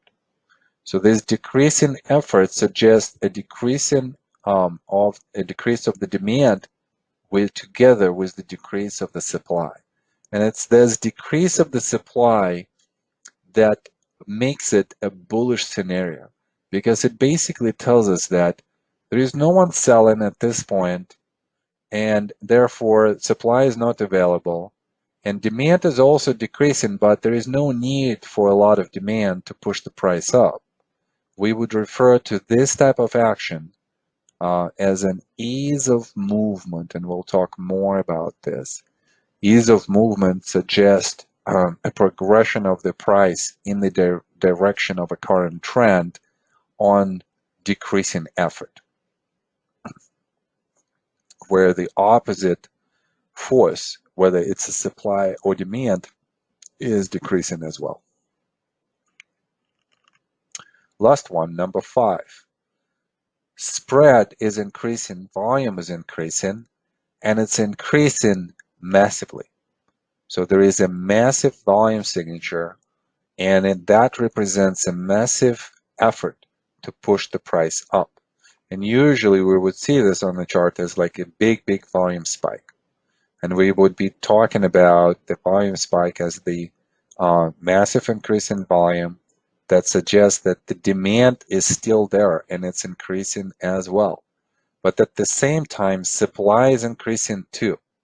It's not only present and it's not only increasing. Relative to the previous examples that we've seen where supply might increase, we are seeing that here an increase of the supply is substantial. And that suggests institutional selling. And with institutional selling, the short-term scenario is always going to be bearish. And usually that's what kind of produces those stopping actions as buying climaxes. This is where a lot of exchange of shares is going to happen. This could be a terminal buying climax. This could be intermediate buying climax. Usually would happen into the overbought, overthrown condition. That's kind of like a preferred scenario. It also could have, we could also see it in the trading range, maybe a climactic type of action into the point of the resistance. And then this could act maybe as an upthrust in that structure. So that's a possibility as well. So let's see if we have any questions on this before we move on. Questions, comments? This should be probably easy to grab as an idea. The only thing here is that I want you to concentrate on is, and obviously I want you to go through this as you go through your homework. I definitely want you to remember these scenarios. All right, so Nailesh is asking, how do open and closed levels impact these interpretations? I think we're going to answer this question, Nailesh, a little bit later on, but this is a good one, so let's keep that in mind. For now, we just want to concentrate on the spread and volume and that relationship. Okay, let's look at the next one. In the declining market, where the context is the downtrend, let's look at all of these scenarios again. They're going to be just a mirror image of the ones that we looked for the advancing market. Spread is increasing, volume is increasing. It's an increasing result with the increasing effort. And when the volume signature is normal, this is just a normal activity in the downtrend action. This is where supply is going to increase and it's going to still dominate over demand. Demand could be very easily decreasing at this point of time. The short-term bias for this interpretation is going to be bearish and a continuation to the downside. Next one, and scenario number 7, decreasing spread and increasing volume signature. So we're seeing that the spread has decreased significantly, and yet the volume signature still is going up. So we have a case of the decreasing result happening on the increasing effort, where supply is still increasing, but we already see some emergence of the demand. And as demand attempts to stop the downtrend, that's the intention. Just because the volume signature is so high, that suggests that this emergence of the demand could stop the trend from going further down. And by the way, when I say that stop the trend, it could be even a temporary stopping. It could produce just a temporary short-term rally and then continue with the downtrend. Or it could produce a more meaningful move to the upside. It's all contextual. We will have to look at where exactly it happens. But for the short-term buys, we're always going to be thinking bullish in this scenario. We would be thinking that demand is there, it's emerging, it's increasing, it's absorbing the supply. So the downtrend is vulnerable at this point of time. The same would happen on the diminishing spread and the diminishing volume signature. We would be thinking that demand is diminishing at this point. Now, the only difference between this and the previous scenario number 7, is that in scenario number 8, supply is decreasing as well. The overall signature, volume signature, is going down. So most likely, we're going to have diminished supply and diminished demand at the same time. Now, that's actually still preferable to the bearish scenario, just because demand is not there. Demand is poor. So even diminishing supply could push the price further down. Okay, and this is where I see the mistake. So this would be, oh no, actually, that's fine. Okay, so next one, number 9, increase in spread and decrease in volume signature. If we would compare it to number 6, that would be a good comparison. I probably need to shift them a little bit here. Okay, so what do we see on the result? Obviously, increasing result with this type of spread, and then it happens on the decreasing effort. Volume signature goes down. So that suggests both decrease of the supply and decrease of the demand. And that suggests, again, an ease of movement, as the price could move lower on diminishing demand signature, and therefore it is a short-term bearish interpretation. Well, I see the mistake right here. It should be bullish here. It should be bearish. Hold on a second. Decreasing result, decreasing effort. Okay, decreasing demand. Just a continuation. What did I do on the previous slide? I see. Okay, yeah. I think this is the one that should be bullish. Apologies for that. So vulnerable to rally. So yes, bullish. I was thinking like I'm gonna make a mistake somewhere. So that this is it. Okay, so ease of movement, and then the last one is the climactic one, right? So selling climax with the massive volume signature, massive effort behind it. Supply is increasing a lot because of the panicky selling by weekends, but demand is increasing at a much faster rate than anything that we've seen before on the demand increase. So therefore, we're concluding that this is an institutional demand, and therefore it's bullish. Stop in action, reversal, and attempt to rally. Okay, yeah, thank you, Philip. That's great. I like the fact that you like the slides. Yeah, was trying to make them simple but yet very informative. So these are the slides that I want you guys to print out. Again, in this case right here, let me just correct this maybe right away. So here it's actually bullish.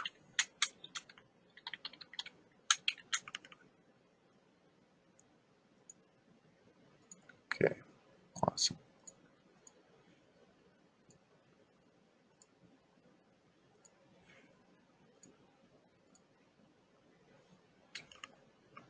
All right, guys.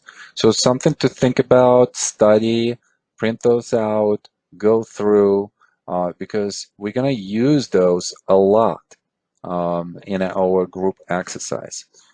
Speaking of homeworks, so this is the first homework from this class. We are going to look into the volume and spread analysis, and what I want you to do is to visualize all concepts from previous two slides, number 19 and 20, on any of the chart. So take all of these 10 scenarios, 1, 2, 3, 4, 5, 6, 7, 8, 9, 10, all of them, and find examples on preferably one chart. I am not expecting you to send me 10 charts for different scenarios. I want you to find maybe like one chart that would contain, if not all of them, then the majority of them, and just send this slide to me or chart uh, and identify all of these 10 scenarios. All right, so that's a homework number one. Now let's talk about the laws of supply and demand and effort versus result. So as you know, Wyckoff method has three laws. The first one is the law of supply and demand. And on a very basic level, it just basically says that if you have more demand than supply, then the price will go up. When you have more supply than demand, then the price will fall. And sometimes I think we overcomplicate our volume and price analysis and we forget about this simple interpretation of the supply and demand and what it means. So I want to point your attention to that. Now, the biggest law for me in the whole methodology is the law of effort versus result. Because effort versus result encompasses both a situation where a supply is uh, larger than demand and the price goes down easily, and when demand is larger than supply and the price goes up easily. But it also suggests a different scenario. It suggests that when we have an increase in effort, an increase and decrease in the result, we are going to have an opposite counter to the general observation of the increased effort conclusion. We will basically say that the price is going to do an opposite thing. And that's what we need to learn. And that's why the law of effort versus result is so important. So how would we measure the effort? Well, obviously, we're going to look at the volume signature, and we're going to say that volume is just the representation of the effort. But we're going to be a little bit more specific about the effort. And to me, effort is either increase or decrease in the volume signature. It's not just the volume signature itself. It's the way with which the volume changes, right? So we usually would say, okay, we see an increased volume signature. That would mean that the effort to push the price down has increased a lot. And what do we see? We see some progression, but we also see some kind of stop in action. That suggests that behind this increase in volume signature, there is some demand signature. And there are some buyers. Because of the extreme volume signature, it's institutional buyers. And actually, we know exactly who was buying Goldman Sachs in 2008 in September. There was some news that came out during that month that Warren Buffett was buying the stock through warrants at a price of 120. Please note that the price went below 60, and he still held on to that position because obviously because of the warrants. I understand that, but the CO type of institutions are thinking in a different way than we do. And our task is obviously to understand how they think and how they behave. So, and this is what we're studying in this course. And you could see from this example, as he's buying, the price goes up, and then it absorbs a lot of available supply at this level. So then the next time the price goes down, supply is going down, and someone else is buying.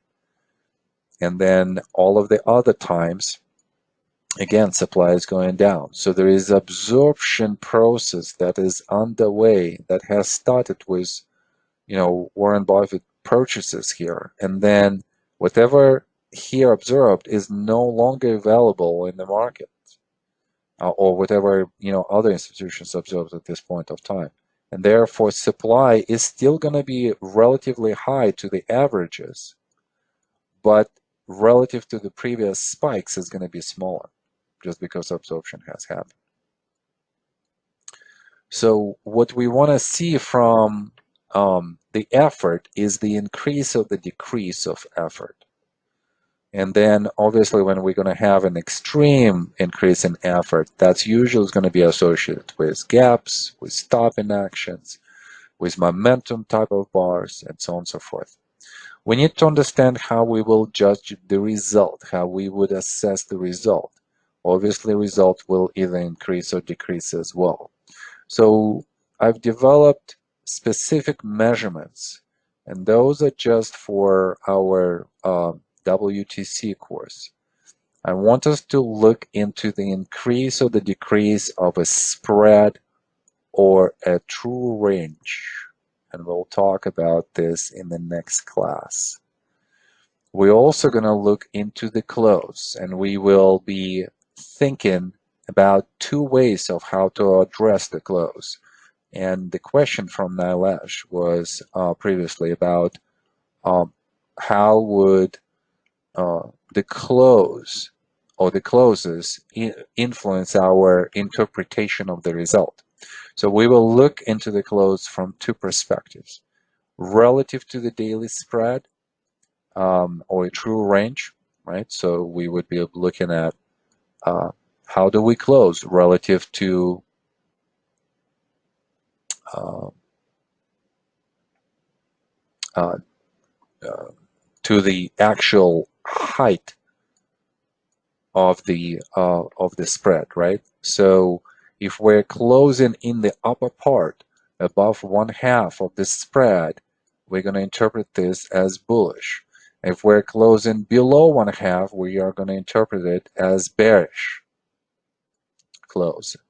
And then we're also going to look at the closes from the perspective of the previous close. So we're going to look at the previous close, and then we're going to make a judgment as to the next close, and we're going to look at the progression of close to close. Because think about closes as the commitment of institutional traders in the direction of the current swing or current trend.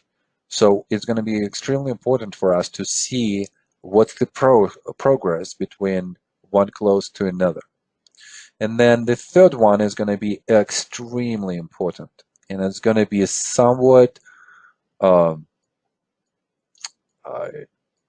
difficult for us to remember that this is something that we will be looking at. It's the intention. And the intention behind the bar is always going to be overcoming some kind of commitment line. It could be a resistance, it could be the previous day bar high. And if we see that commitment above, we're going to say that the intention was fulfilled. If we're going to have a bar that comes close to that, maybe even attempts to commit, but then comes back, we're going to say that the intention to commit above the commitment line or the specific resistance line has failed. So therefore, as a result, we're going to say that intention has failed. We're going to say no, and that would mean that the result is diminishing. And that's a very, very important point. Volume spikes. Well, we kind of discussed those in the previous two slides, but still again, up spike is going to be on the up bar where demand still dominates the supply, but supply is already increasing and it's producing some selling. The down spike is going to be where supply is going to dominate the demand, but demand is already increasing as well, and it's absorbing the supply at that point of time. It's suggesting the stop in action and the reversal. So again, this is something that I want you to remember by heart. What do we look at in the effort? What do we look at in the result? Especially how do we measure the result? That's extremely important.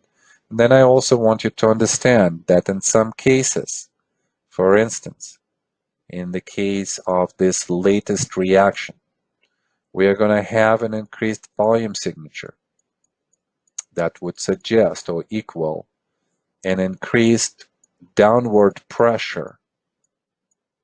Effort to the downside is increasing. And we're going to look at this reaction and we're going to say this reaction is actually not that big.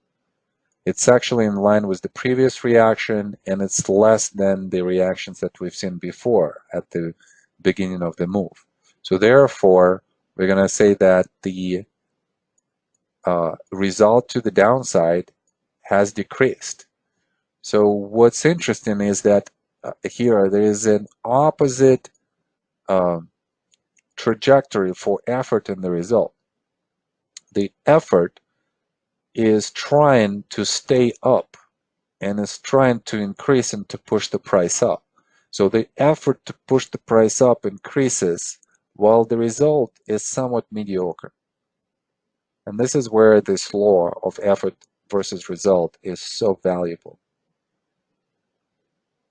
That increased effort on the increased volume signature would suggest an inability to push the price down would suggest that something is interfering.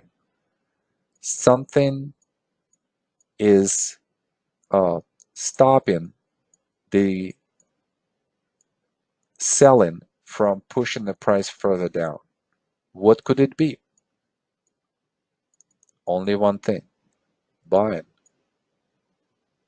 or demand. Well, not just a regular demand, probably institutional demand, just because the volume went up so high and the public cannot have that type of volume signature. And that's why this law is so important. Out of all of the three laws, if you will remember one, remember this one. Remember the effort versus result. Okay, next question. Should the increase or decrease in volume be compared to local volume signature or mid-long-term levels as well? Now, Lesh, again, really good questions. I like that. It's just that they're a little bit ahead of where we are. So we'll definitely discuss that during our exercise, and we'll definitely discuss both the more local increase and more long-term increase, and we'll just go through this material. Okay, now the exciting part. Okay, so we are starting our group exercise, and I will need a volunteer at this point. So think about this for a second. Meanwhile, our exercise is going to be devoted to both volume and price analysis and price structural analysis. This is the exercise where we are going to combine the knowledge that we got on the price structure and the new information that I'm going to still keep giving you through all of these 5 classes that we're going to have on volume and price. The assignment for this exercise is to identify what is dominant, supply or demand. And we're going to dissect this either with the single bar analysis or with the swing analysis. We, as I mentioned, going to combine the price structural analysis with volume analysis. I want you to make your call on what kind of most probable price action we will have after a point of discussion on the chart that we're going to look at. I also is going to ask you for labeling of WICA phases and events of any of the trading ranges that you see. And most important task as a homework task is going to be to watch the video of this exercise again, excuse me, and to make some notes. And then I want you to email these notes to me. So that's the assignment for this exercise. Now let's look at the chart. So this chart is going to be presented to you like this. There is no reference to the stock that it is. There is no reference to the time. And I've learned that this is only just a distraction for students when I give this type of information. So, and it came to the point that I even forgot what the stock is. I do not know the name. I do not know the symbol. Please don't ask me. But what I'm really, really concerned about here with this exercise is the way how we're going to analyze this. This is going to be such a foundational exercise. This is something that I want you to be extremely serious about. I want you to be uncomfortable about this exercise because there will be a lot of concepts that we're going to combine. And at first time, it just might, see as kind of like a difficult thing to do. But then something will click and the understanding will come to you. It will emerge in your mind. And that's what we're trying to do with this exercise, to combine the volume and price with the price structure and to start talking about the logic of the analysis, how it flows, how do we analyze it. And because of this logic, I'm trying to create a specific way of how we would be thinking about this analysis. So I want you to think about a bar analysis first, and each bar, not each bar, but each significant bar that I want us to discuss has some kind of number assigned to it. And then after that, and we're going to discuss it from the point of view of the effort and the result, exactly what we went through just now. And then we're going to discuss a swing analysis. So we're going to look at the current swing, so let's say swing number 3, and we're going to discuss, well, relative to this swing, the previous swing to the downside, what characteristics we see, and then the previous counter swing, like this one right here. So we're basically going to compare a swing to a swing. We also will talk about the market behavioral analysis, and that is the behavior between strong and weak hands. And we're going to try to define for each type of the market participant, what are they doing at that spot? And that will create a better understanding for you as to what is happening right now. And then obviously we need final deductions, or rather inductions. Those are going to be on the bias, on the timing, and on the character. And we'll talk about this more as we go through this exercise. But for now, I want you to do two things. We still have maybe half an hour to go.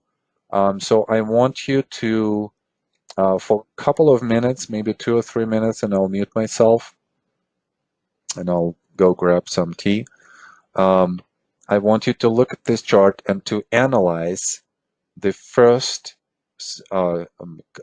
maybe 3 swings, and we'll talk about this, and hopefully we'll be able to cover even more today in this 30 minutes. But if not, then let's just concentrate on the swing number 1, swing number 2, and swing number 3. And secondly, I want you to say yes if you would like to volunteer and to go with me through this analysis. Thirdly, for the homework, this is the type of the analytical structure that I want you to have. And I want you, as you analyze, and the homework is going to be to analyze the rest.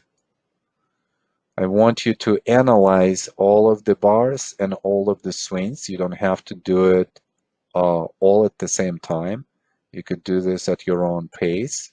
I don't know where exactly we're going to stop today. I don't know where we're going to stop next week. So therefore, just go at your own pace and then compare your analysis to the analysis that's going to be presented in the class. And we'll kind of see how that is going to develop. All right, so for now, 2 minutes break for me, tea break. Meanwhile, I want you to think about the analysis of the first, 3 to 5 swings and the analysis of the bars that are being mentioned. And also say yes if you'd like to volunteer. And we'll go from there. Thank you, guys.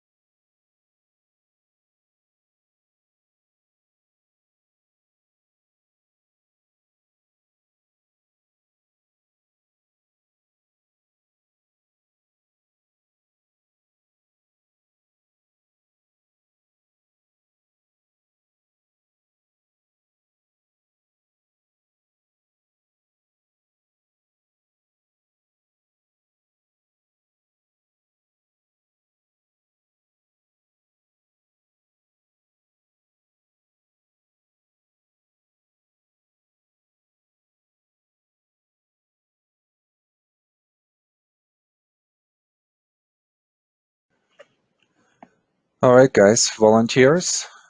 Maybe someone new. And obviously, I'm here to help, so we're gonna go through this together. Okay, 1, 2. All right. Okay, Nalesh, how you doing today? I'm doing good. How are you Good, today? good, good. Yeah, I just feel like my throat hurts a little bit, but um, I had to stop at many spots, guys, today, so I apologize for that. All right, so let's start our analysis, and let's start with bar number one, right here. This seems like a conclusion of swing number one, and let's kind of discuss this bar a little bit. What do we see behind this bar for the result and for the effort? So the volume is slightly up compared to the earlier close. Uh, Mhm. so the effort has increased. So Uh, slightly increased, I would agree. So there's not like a huge effort, right? Because we're seeing it at bar number one as the conclusion of that swing to the downside, right? But there is not a lot of increase. There is some increase in the volume signature that suggests what? Demand is up Mhm. slightly, and supply is also, I would say, still present. Yeah, supply probably either still present, it could be increasing at the same time. I mean, like this is such a bad reference for us on the volume signature, but you're right, it's at the highest point, of the volume here. We see it here, we see it here, we see it here, slightly here. So it's one of the highest increases. But relative to what we see afterwards, of course, this is just not relevant that much. So what do you think is dominating as an effort, supply or demand? I think demand is slightly dominating, just going by the close of this candle. Yeah, I think so too. Going by the close, this is usually it's going to be our defining factor for dominating effort. So it closes exactly on the close of the previous bar, but the fact that it traveled up so much, and closed out of kind of like a sprint type of situation, right? Where we might be thinking that this is just a trading range right here, and then the price goes below and then it recovers on the same day. So it's sprint type of action. So that suggests, yes, that demand dominates over supply. Okay, so um, what about the result? What is the most kind of like obvious result thing that we see? And I don't think that for this particular bar we're going to go into a lot of the details, but still, uh, you mentioned the close, right? Mm-hmm. The close to the spread is in the upper part, so that's bullish. That's increasing. Close to close, kind of the same. The intention, what was the intention for this bar? What do you think? To stop the downward movement. Okay, yes, and also overcoming some kind of commitment level. Where's the commitment level for us? The close of earlier candle, maybe. Just all of these bars that are touching this line, right? The support line. So support line acts as that commitment line for us, and we're closing above that. So the intention was to go up and to close above the commitment line, which acted as a support, and we did exactly that. So yes, bullish. And it seems that we could say that the effort to the upside increased slightly, and then the result to the upside also increased. Bullish or bearish? Uh, Bullish. Bullish. So short-term bullish, and we could expect some kind of rally out of this. Okay, well, the rally happens. It goes into bar number 2, and this is where the whole story, starts to unfold around for this area. So let's think about bar number 2 analysis. Okay, so what is happening with effort? Increased by a huge margin as compared to the earlier ones. Yeah. Okay, so effort is increased a lot. Volume is increased a lot. Demand. Is demand increasing? I would say yes, but the supply too is increased. Okay, so demand has increased. What is the dominating force over Demand. effort? Yeah, demand still dominates the supply because the price has moved up, closed up. Okay, great. And then what did you say about the supply? Is supply going up or down? Up. Up. More than demand? No, not more than demand. Not more than demand, but it's going up. So basically we have volume increase, volume spike, with the supply increase, I'm sorry, with the demand increase, because demand is still dominant, and with the supply increase as well, but it's not as dominant as the demand. But this emergence of the supply suggests that institutions are doing what? Buying. Institutions are selling. Why? Well, because we see two things.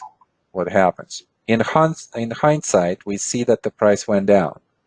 So they're definitely selling into the strength of weak hands buying. And then what would be the second most important identification that supply is of institutional quality? And that's the question for everyone. I think the signature of is too large to be weak hands or public. Yeah, we know that. We know that there is an institutional volume signature, right? We're just trying to define institutions as selling on this bar or buying. And by institutions, I obviously mean strong hands. What about, let's go further through the list. What about this spread, the result? Now let's discuss the result. Spread has gone up, Okay, so spread has increased tremendously. Okay, so close relative to the whole spread, is bullish, bullish, because we're closing on this spread in the upper part of the whole spread. Okay, close to close. So is again from this bullish. close to this close, bullish as well? Yes. Absolutely. Yeah, nothing to think about here because we're just from close to close, we're traveling the biggest distance than anything that we've seen before, right? So close to close, and so on and so forth. Okay, what about the intention? Intention was to get to overcome the resistance, but I think it kind of failed because such a huge increase in volume, but it could not pass overcome the earlier resistance. Oh my gosh.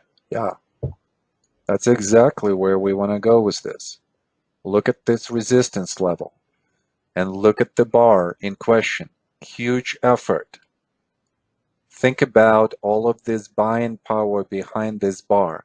And yet, if the intention was to overcome the level of the resistance that was created by these two highs right here, where do we close? Because we're closing below that level. We just touch that level and then close below it. What does that suggest? Institutions are selling probably Yeah, there's supply. Yeah. yeah, most likely as the price goes into that resistance level, institutions are selling into the strength of weak hands, and that's what producing that stop in action before that resistance and pushes the close below that level of the resistance. So now we know that institutions are selling, and the intention was not fulfilled. So even though spread is increasing, close to spread is bullish, close to close is bullish, but because of the intention and how it has failed to materialize, we're going to say that the result is actually diminishing. And therefore, our effort result signature is going to look like this. Up effort is increasing a lot, and then up result is actually failing, diminishing. So how would we interpret this? As a bullish short term or as a bearish short term? Bearish. Bearish, yes. So what's happening here is lots of effort to push the price above the commitment level, and yet we cannot do this despite of all of the bullish characteristics of the spread. So therefore, we would be thinking that institutions are selling. And Philip is asking, we always care about the intentions of the CO or the weak hands also. Yeah, we care about different strong and weak hands, right? So we want to understand where all of these market participants are going to come in into the market and how they're going to behave. So from this perspective, bar number 2, we would be thinking that professionals are probably doing mean reversion trade, right? CO is not participating at this point. And then ITFs are not participating in active. And public, Nilesh, what do you think public is doing here? I think they are participating, they are buying. Yeah, they are buyers, exactly. So there are bars at this on this particular bar. Okay, so the next thing that happens is bar number 3. And bar number 3 acts as a confirmation for the selling pressure that has come on bar number 2. Why is that, Nilesh? Because it opened and closed, I think, below the earlier close. Okay, so close and then open. Right away, we see some kind of gap. So that's bearish by itself. Okay. But more importantly, and Dog is asking here, isn't it too early to make that judgment about bar number 2? Wouldn't we just have to wait for the next bar? And usually on a bar like this, Dog would be extremely accurate in stating this because we would be thinking that this is some kind of momentum type of bar, and usually that momentum bar on that type of volume signature is going to have the increase of the supply, and therefore we need some kind of retest. And we want the retest of that type of action to have specific characteristics. We want this spread, which is the down spread, to diminish. We want the supply to diminish as well. And we don't want to see any violation of the open, low, and we see it right here. So what does that suggest, Nilesh?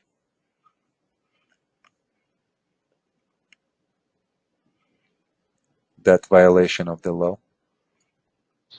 Right, right. Sorry, I was on mute. Yeah. That violation of law suggests that uh, there is no demand.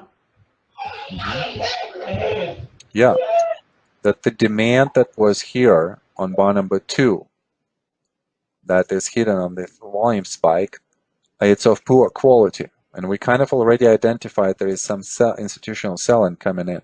And then the next day, there is no continuation. So that confirms that whatever supply has come on bar number 2 is of institutional quality, and that we are just continuing with the same buys on bar number 3. There are no more buyers at this point, and there are no more sellers. Bar number 2 combined both of them, the sellers and the buyers, both of the camps.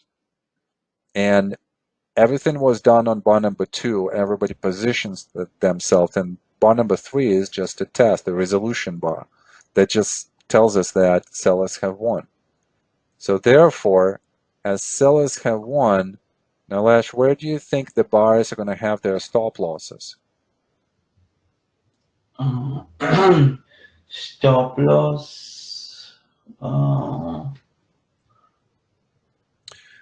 going to suggest a couple of places. How about this one, right? Right below this low, right below this low, and then how about this one right here, right below this low? So, and what's going to happen when the stop losses are going to be hit? They liquidate and just sell at the market price. Mhm.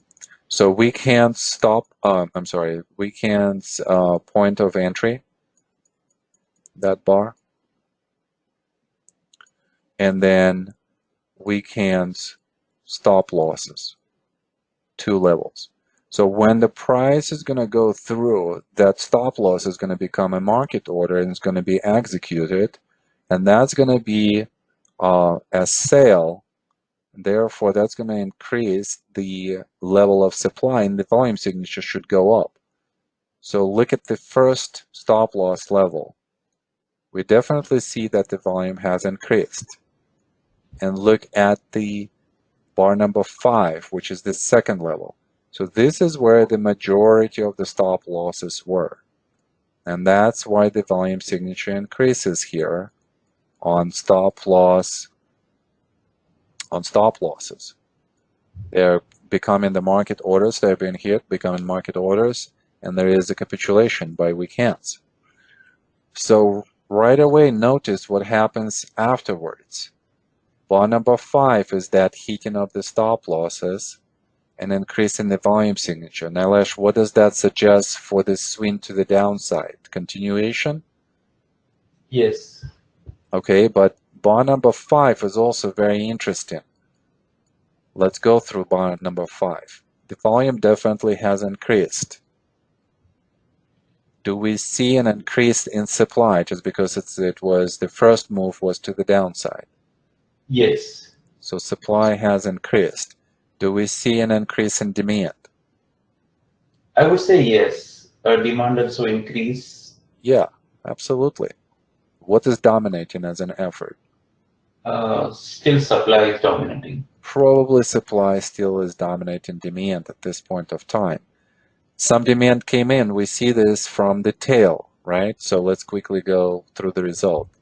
So the spread is what? Is maybe slightly decreasing relative to spread number 4, or maybe the same.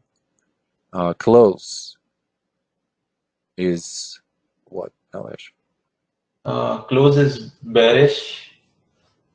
It closes in the upper part of the spread. Look at this whole Oh, okay. spread. Yeah. In Look, the context, yeah, it's bullish. yeah, Yeah. look at 1/2. So yes, a bullish spread. So some counter. Okay, close to close. Bearish. Bearish. Closes below.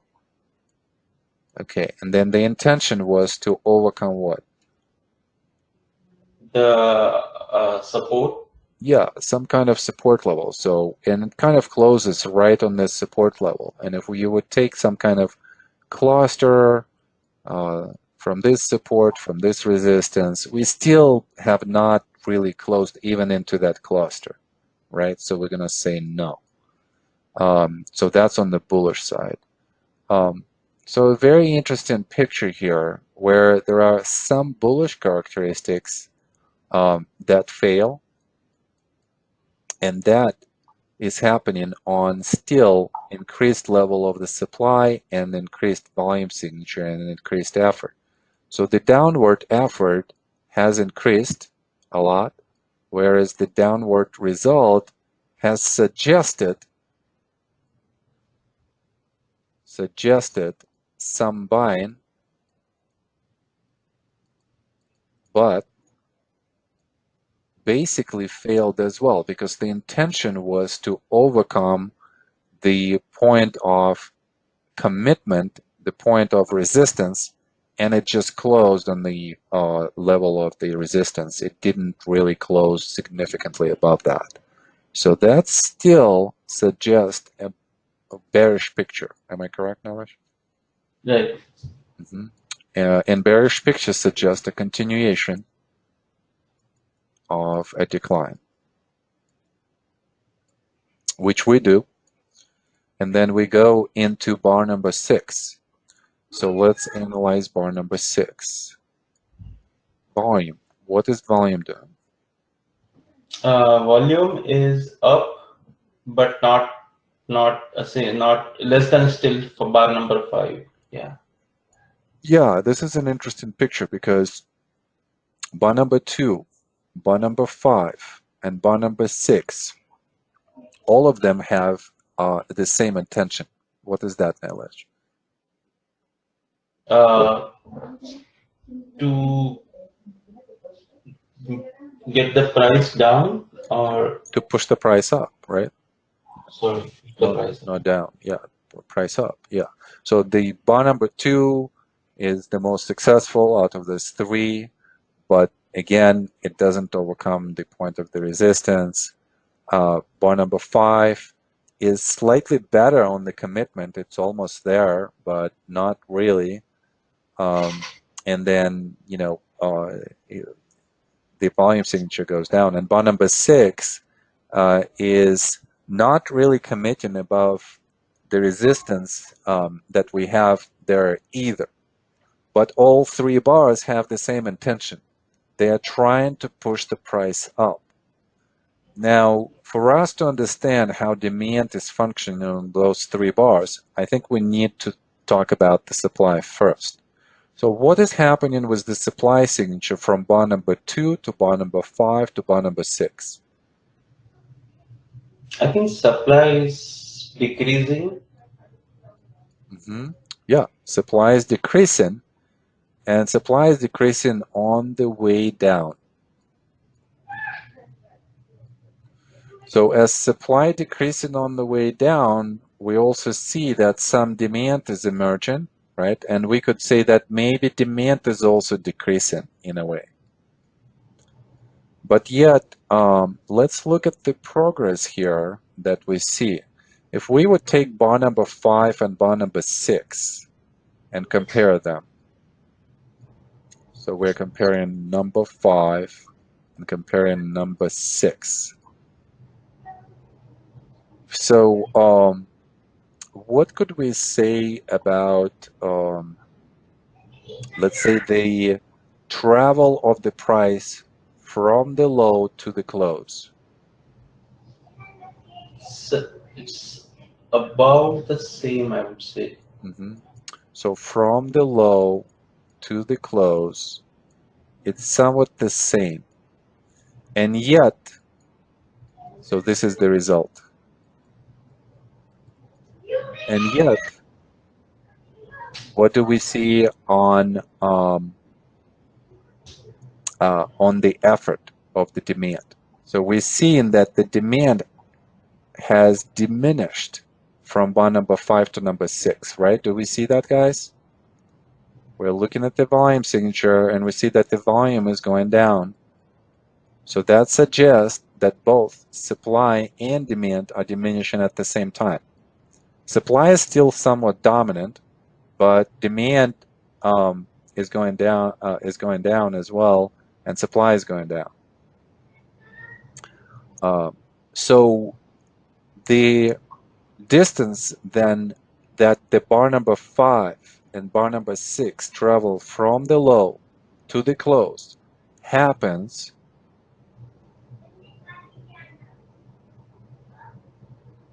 on diminishing effort to the upside. So the question is this rally from the low to the close on bar number 6 an easier move to the upside than on bar number 5? Yes. Do you guys see that? I want some kind of feedback from all of you guys. Just say something. Yes, I see it. Yes. So we're talking about the distance from the low of bar number 5 to the close, and then from the low of bar number 6 to the close. We're saying that from the low to the close on both bar number 5 and 6, we kind of have this similar result. Yet there is a subtle difference in the way how the volume behaves. The volume goes down, which suggests that both supply goes down and demand goes down. So now we're thinking like, okay, the same result for bar number 5 and bar number 6, and yet it happens on diminishing demand signature. So it means what? It means that it's easier to advance the price. And if it's easier to advance the price, we would be thinking about maybe like an ease of movement where demand is diminishing and yet the price is going up. Is it bullish, Nilesh, or bearish? Bullish. It's bullish, at least short term. And therefore, we could expect some kind of rally out of this spot. Okay, well, here's the rally. It's to the point number 7. And Nilesh, I think that we're going to stop here. Sure. Thank you so much. Thank you. I hear young white coffins there on the background. We definitely love that. So okay, so we've discussed it up to bar number 6, swing number 3. So what I want you guys to do um, is to kind of play around with this. My general assignment here for you is just to go through the whole chart and just to analyze it bar by bar, swing by swing. Again, you don't have to do everything. probably in the next class, we're going to stop somewhere here or maybe here. I don't know exactly where we're going to stop. It all depends on how, you know, the class is going to unfold. So therefore, just go at your own pace.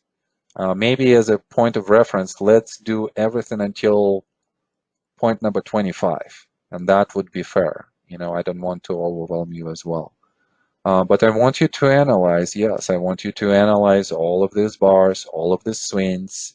I want you to think about the market behavioral analysis. I want you to finally deduct something as to, like, at bar number 9, what is happening that, concludes, let's say, this environment and suggests that we're going to go up. I want to hear your reasoning. I want to understand how your mind thinks on this. So, and you will be ready, to discuss all of this, and it's just going to go a little bit faster.